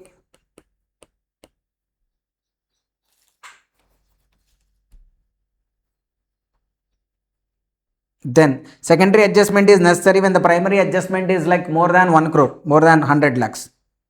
Secondary adjustment shall not be made where the primary adjustment on transfer price. Sir, in any case, sir, even Sumoto or has been made by AO, but it was not accepted by SC. Has been determined by TPO. Okay, it's not by TPO, sir. In this case, what? Secondary adjustment has to be made. In case of secondary adjustment where international transaction is denominated in rupees, then the interest, how much, sir? 1 year MCLR rate of SBI as on first day of previous year plus 3.25%. Foreign currency na 6 months LIBOR rate as on 30th September plus 3%. In case of secondary adjustment where international transaction is denominated in foreign currency, okay, just now I said, Potato filed its return, Sumoto Lisa 300 lakhs. With how many days the secondary adjustment must be repatriated, sir? Sumoto, sir, within 90 days from return of income, 90 days from due date of return of income. CBDT may declare APA as a void ab initio when it is taken by way of fraud or misrepresentation. The pre-filing consultation will not bind them from entering into APA, sir. Shall not bind CBDT or the proposed applicant to initiate APA. It is optional to go to that one, sir. So both A and C. As per 92 CD, modified return. When modified returns are, if entered into APA and applied rollback for the past 4 years, then modified return has to be filed within 3 months. Within 3 months from end of the month in which APA is entered. Mcqs is engaged in international transactions, sir. Its appeal was pending for assessment year 21-22 and ITAD has given decision in favor of revenue. It wants to avail rollback. Sir, what happens, sir? Mcqs is engaged into international transaction APA on 1st June 2022. Okay. Appeal is pending for 21-22. So for that year, sir, you cannot apply what? Rollback. Okay, then ITAD has given decision in favor of revenue for the assessment year 2021. It wants the rollback benefit, sir. Sir, then what? For 2021, no problem, sir. Okay, so 22-23, 2021. sorry, here it is like 1st June 2023, sir, take it. That's why this was previous year 22-23, then assessment year 22-23, yes, correct only, 2021, and why not 21-22, sir? Appeal is pending, and even for assessment year 1920. For these 3 years, sir, rollback can be applied. So rollback can't be applied in what cases? Where already the matter is pending for appeal. Okay, pending before appeal, where the return is not filed within the due date, or the rollback is gonna reduce the taxable income or increase the losses. Lekha & Co have entered into an international transaction, did not obtain report of accountant. What is the penalty? 1 lakh. Mittal Pune exported goods to holding company for 20 crores. Fails to maintain books of accounts. 2% of the transaction, sir. How much? 20 crores into 2%, 10 lakhs. In case assessment of Lakshmi, there was an increased income by way of arm's length price. Okay, then what is the secondary adjustment related additional tax, sir? 20.966%. It is how, sir? 18% tax, 18% tax plus surcharge plus cess.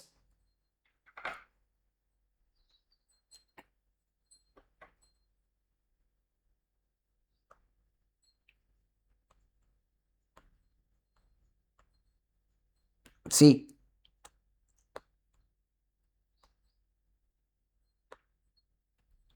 18% is the tax, 12% surcharge plus 4%, effectively 20.9664%. Then, while determining ALP, the transaction between A Limited Mumbai and its holding company, there was an addition of 300 lakhs of total income. Okay, how much should be paid by way of tax in order to avoid secondary adjustment? 20.99664%, sir. Transfer pricing should not be applied in case where the adoption of arm's length price would result into reduction of tax or increase in the expenditure. Then also profit reduces. Now, what is Berry ratio in computation of arm's length price? Berry ratio is nothing but gross profit by operating expenses. Gross profit by operating expenses. XYZ failed to report international transaction. Here see, sir. International transaction for misreporting, sir, what? 200%, and for not reporting another 2%. So there are 2 penalties, sir. This is 270A penalty. Okay, where APA is entered between taxpayers, that administration of the host country and the foreign tax administration, it is called as what? Bilateral. 2 countries. The time limit for passing and transfer pricing officer order is what? 2 years from the end of the financial year in which reference is made. Yogi exports products to Yo Limited of Tokyo, Japan for 5,300. Okay, this is the actual price. Whereas similar products, comparables are 5,350 and 5,550. Okay, 2 are there, sir. If you take average, it is how much? 5,450, sir. So now 5,300, sir, range applies. Plus 3%, minus 3%. So here this price, ALP is within the range. Then what? Actual price itself will be the ALP. So 5,300 itself is the ALP. Which of the following method is not a transaction based, sir? What are transaction based methods, sir? Cup method, cost plus method, and then resale price method. So profit split method is not a transaction based method. While determining the ALP of transaction between X, Hyderabad and holding company, there was an addition of 300 lakhs, sir, 20.9664%. Beta accepted primary adjustment of 120 lakhs. Okay, in respect of goods sold by its associate enterprise in India. It has an associate enterprise in Germany also. So repatriation has to be made. It need not to be made by associate enterprise only. Anyone from the same group can, like who is a non-resident within the same group, can also repatriate. So other persons also can repatriate. Under which of the following methods arm's length price shall be arithmetical mean irrespective of all the values? Sir, if it is like 5 or more, like we'll take that range concept, like ascending order, descending order, all that will follow. If it is if it is 6 or more, but that concept is not applicable to which method? Profit split method. During the A company of Chennai, Sky are associate enterprises. It imported 1,000 television sets at 16,000, sir, and it also imported from unrelated parties, sir, 15,000 with warranty time of 2 years, whereas here without warranty. So what we need to do, sir, warranty cost has to be subtracted. 15,000 minus 2,000 warranty, it comes to how much? 13,000. So what is the arm's length price, sir? 13,000. Which method is generally most appropriate for determining arm's length price in case of intangibles? Profit split method. PQR has been supplying goods to its associate enterprise in foreign country. APA in respect of the transaction which is 150 crores. How much is the fee? Sir, up to 100 crores, the APA fees is, for entering into APA, the fee is 10 lakhs. 100 crore to 200 crores, 15 lakhs. Above 200 crores, 20 lakhs. So here 15 lakhs. What is mean by safe harbor? Sir, safe harbor is like a presumptive tax kind of to the transfer pricing related concepts. Like what? If you declare minimum that percentage, okay, then your transaction is like safe. Okay, even government also feels it as like safe. Okay, circumstances in which income tax authorities shall accept the transfer pricing declared by SC. Okay, Green Limited Indian company gives the following information. Green with related to it. Sir, X holds 51% in green. Then X and green are associates. Fine. X holds 30% in yellow. Then no link with green, sir. X holds in green and X holds in yellow. Okay.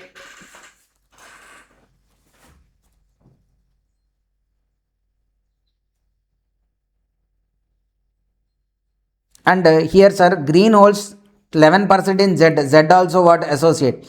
Green holds 27% in P Limited. So P Limited also associate because more than or equal to 26%, sir. Okay, so this both are associates, sir. But I think yellow also, sir, indirectly they will hold even in green holds in. Okay, sir. X holds more than 51% in green and 30% in yellow. Then also I think these two are also associates, sir. I think even yellow also associates, sir. But here the option is given like that. Okay. I think even yellow also associate only. Then ABC Limited for APA in June 25 and the APA was entered when 20th November 2025 for which are the financial years? APA applies to for how many years, sir? 5 years. Starting from the year in which he is entered 25-26 till 29-30. If the SSC has accepted the enhancement of total income by AO on account of ALP determined by TPO, what is the time limit for repatriation, sir? Okay, as part thereof, purpose of 92C to be recorded as records as 90 days from the date of assessment order by AO. Then 94B, sir, interest in excess of what will be claimed by entity shall be restricted to what? 30% of EBITDA. Thin capitalization rules were introduced in India following the recommendations of BEPS, OECD BEPS project, base erosion of profits. When interest paid in India company to a foreign company being an associate enterprise, such interest must exceed 30%. Q is a foreign company having PE. Non-resident enterprise has invested 600 crores in P. Earnings before EBITDA is how much, sir? 150 crores. What is the amount of, sir, on debt 600 crores into interest night is how much, sir? 60 crores is the interest. But EBITDA is how much? 150. 150 into 30% now. So only 45 crores is allowed as interest because restricted to 30% of EBITDA. Now, sir, we'll finish off even GAR also, sir, quickly.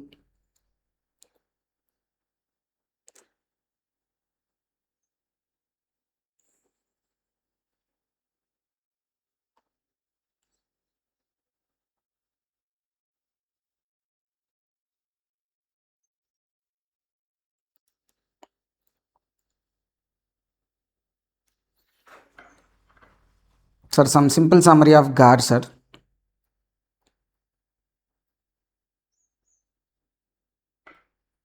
GAR, when GAR applies, sir, there is tax planning, tax avoidance, tax evasion. Okay, in case of tax planning, that is encourageable, nothing linked to GAR. Tax evasion means what? You will suppress information, you record false entries, you do fraudulent behavior only, okay, which is like illegal. Then GAR not applies. When a GAR applies, you are doing tax avoidance. That means what? You are within the legal boundaries only, but you are not following the essence of the law or defeating the intention of the law and getting an undue advantage from the tax provisions within the boundaries of the law. That is called what? Tax avoidance. Usually tax avoidance is prevented through SAR, specific anti-avoidance rules like transfer pricing, thin capitalization, 40A2. Like if the payments are to related persons are not to fair market value, then excess of fair market value will be what? Disallowed. Those are SAR. When GAR applies, if to the tax avoidance, there is no specific anti-avoidance rule, then what? GAR will comes. Okay, GAR looks at what? Substance over form.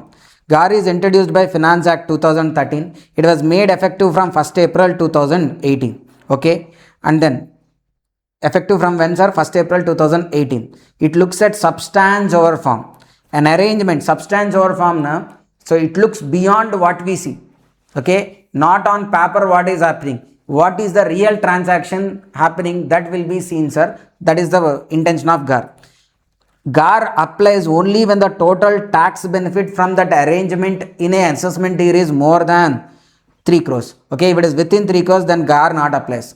And GAR does not apply when SSE is like a foreign institutional investor and it does not have any DTA and invested in like listed, unlisted securities with prior permission of SBI, or for a non-resident, sir, who invested in offshore derivatives directly or indirectly in an FIA. Okay, what are called impermissible avoidance agreements, sir? Sir, so when GAR applies, the arrangement should be an impermissible avoidance agreement. It's a tax avoidance agreement which is impermissible. Okay, when we can call it as impermissible? When the arrangement mainly creates rights and obligations which are not ordinarily created. It misuses the provisions or abuses the provisions of the act. It lacks commercial substances, or it uses means not which are ordinarily employed. What, sir? It creates rights and obligations which are not ordinarily created. Okay, it misuses or abuses the provisions of law. It lacks commercial substance. It uses means not ordinarily applied. Then that is what? Impermissible avoidance agreement. Okay, and then, sir, there is a tax benefit also. What is tax benefit? It reduces tax or total income or increases in refund or loss due to that arrangement. So there is an impermissible avoidance agreement. Due to that, there is a tax benefit. What is tax benefit? Reduces income or total income or tax or increase in refund or loss. Okay, then what? GAR applies. So when a transaction is treated as impermissible avoidance agreement, what happens? They'll disregard the whole transaction. They'll rearrange the transaction. They may consider the different parties in the transaction as one person, or even though they are treated as one person, they may be treated as different parties. Okay, treat that arrangement itself has not been entered, reallocate that capital or revenue receipts or expenses, changing the residence, looking through arrangements, all this will be done. Okay, so 144 BA says like what? AO issues notice seeking objections about the applicability of GAR to SSE. In notice, he will tell the details of arrangement, tax benefit, basis and reason, and even the list of documents and evidences. AO on considering objections, okay, AO refer the case to whom? Commissioner in Form 3C EG. Form 3C EG. Commissioner, sir, now what? He issues again a notice to SSE for objections. Then SSE has to respond within how many days, sir? 60 days. Within 60 days to Commissioner. Here, sir, there is no time limit. First, AO will issue notice. Then, considering that, AO again what? Forwards that to the Commissioner through Form 3C EG. Commissioner once again issues a notice. To that, SC has to respond within 60 days. Then Commissioner, sir, if he is satisfied with the objections or the explanations of SC, then no exceptions, then what? Commissioner, okay, sir, Commissioner issues a notice. SSE objected, not objected. SC objected and gives explanation. With the explanation, Commissioner satisfied, then no GAR. Okay, he'll issue directions in 3CH to AO. Within 2 months from end of the month in which AO receives, he has to file what? AO has to give an order like GAR is not applicable. Explanation given, but Commissioner not satisfied. He'll record it in Form 3 ECE. Within 2 months from end of the month, refers it to the approving panel. Then again, panel will call for records, direct inquiry, hears SSE and AO. Okay, then panel again issues directions are within 6 months from end of the month. Sorry, look at the time limits here. What is the process? AO first issues notice to SSE. SSE, what he has to do? SSE gives explanation. Considering that objections, AO refer to Commissioner. Commissioner again issues notice to SSE. SSE has to respond within 60 days. Now, Commissioner has to check whether SC raised any objections or not. SC raised no objection. Then Commissioner will proceed with what? GAR. He declares it as an impermissible avoidance agreement, issues directions to AO. Then AO will complete within 1 month from end of the month in which objection period has been expired. If SC received objections, then what? objections and SC given explanation also. Then what? He is satisfied or not satisfied? Satisfied, sir. Then no GAR.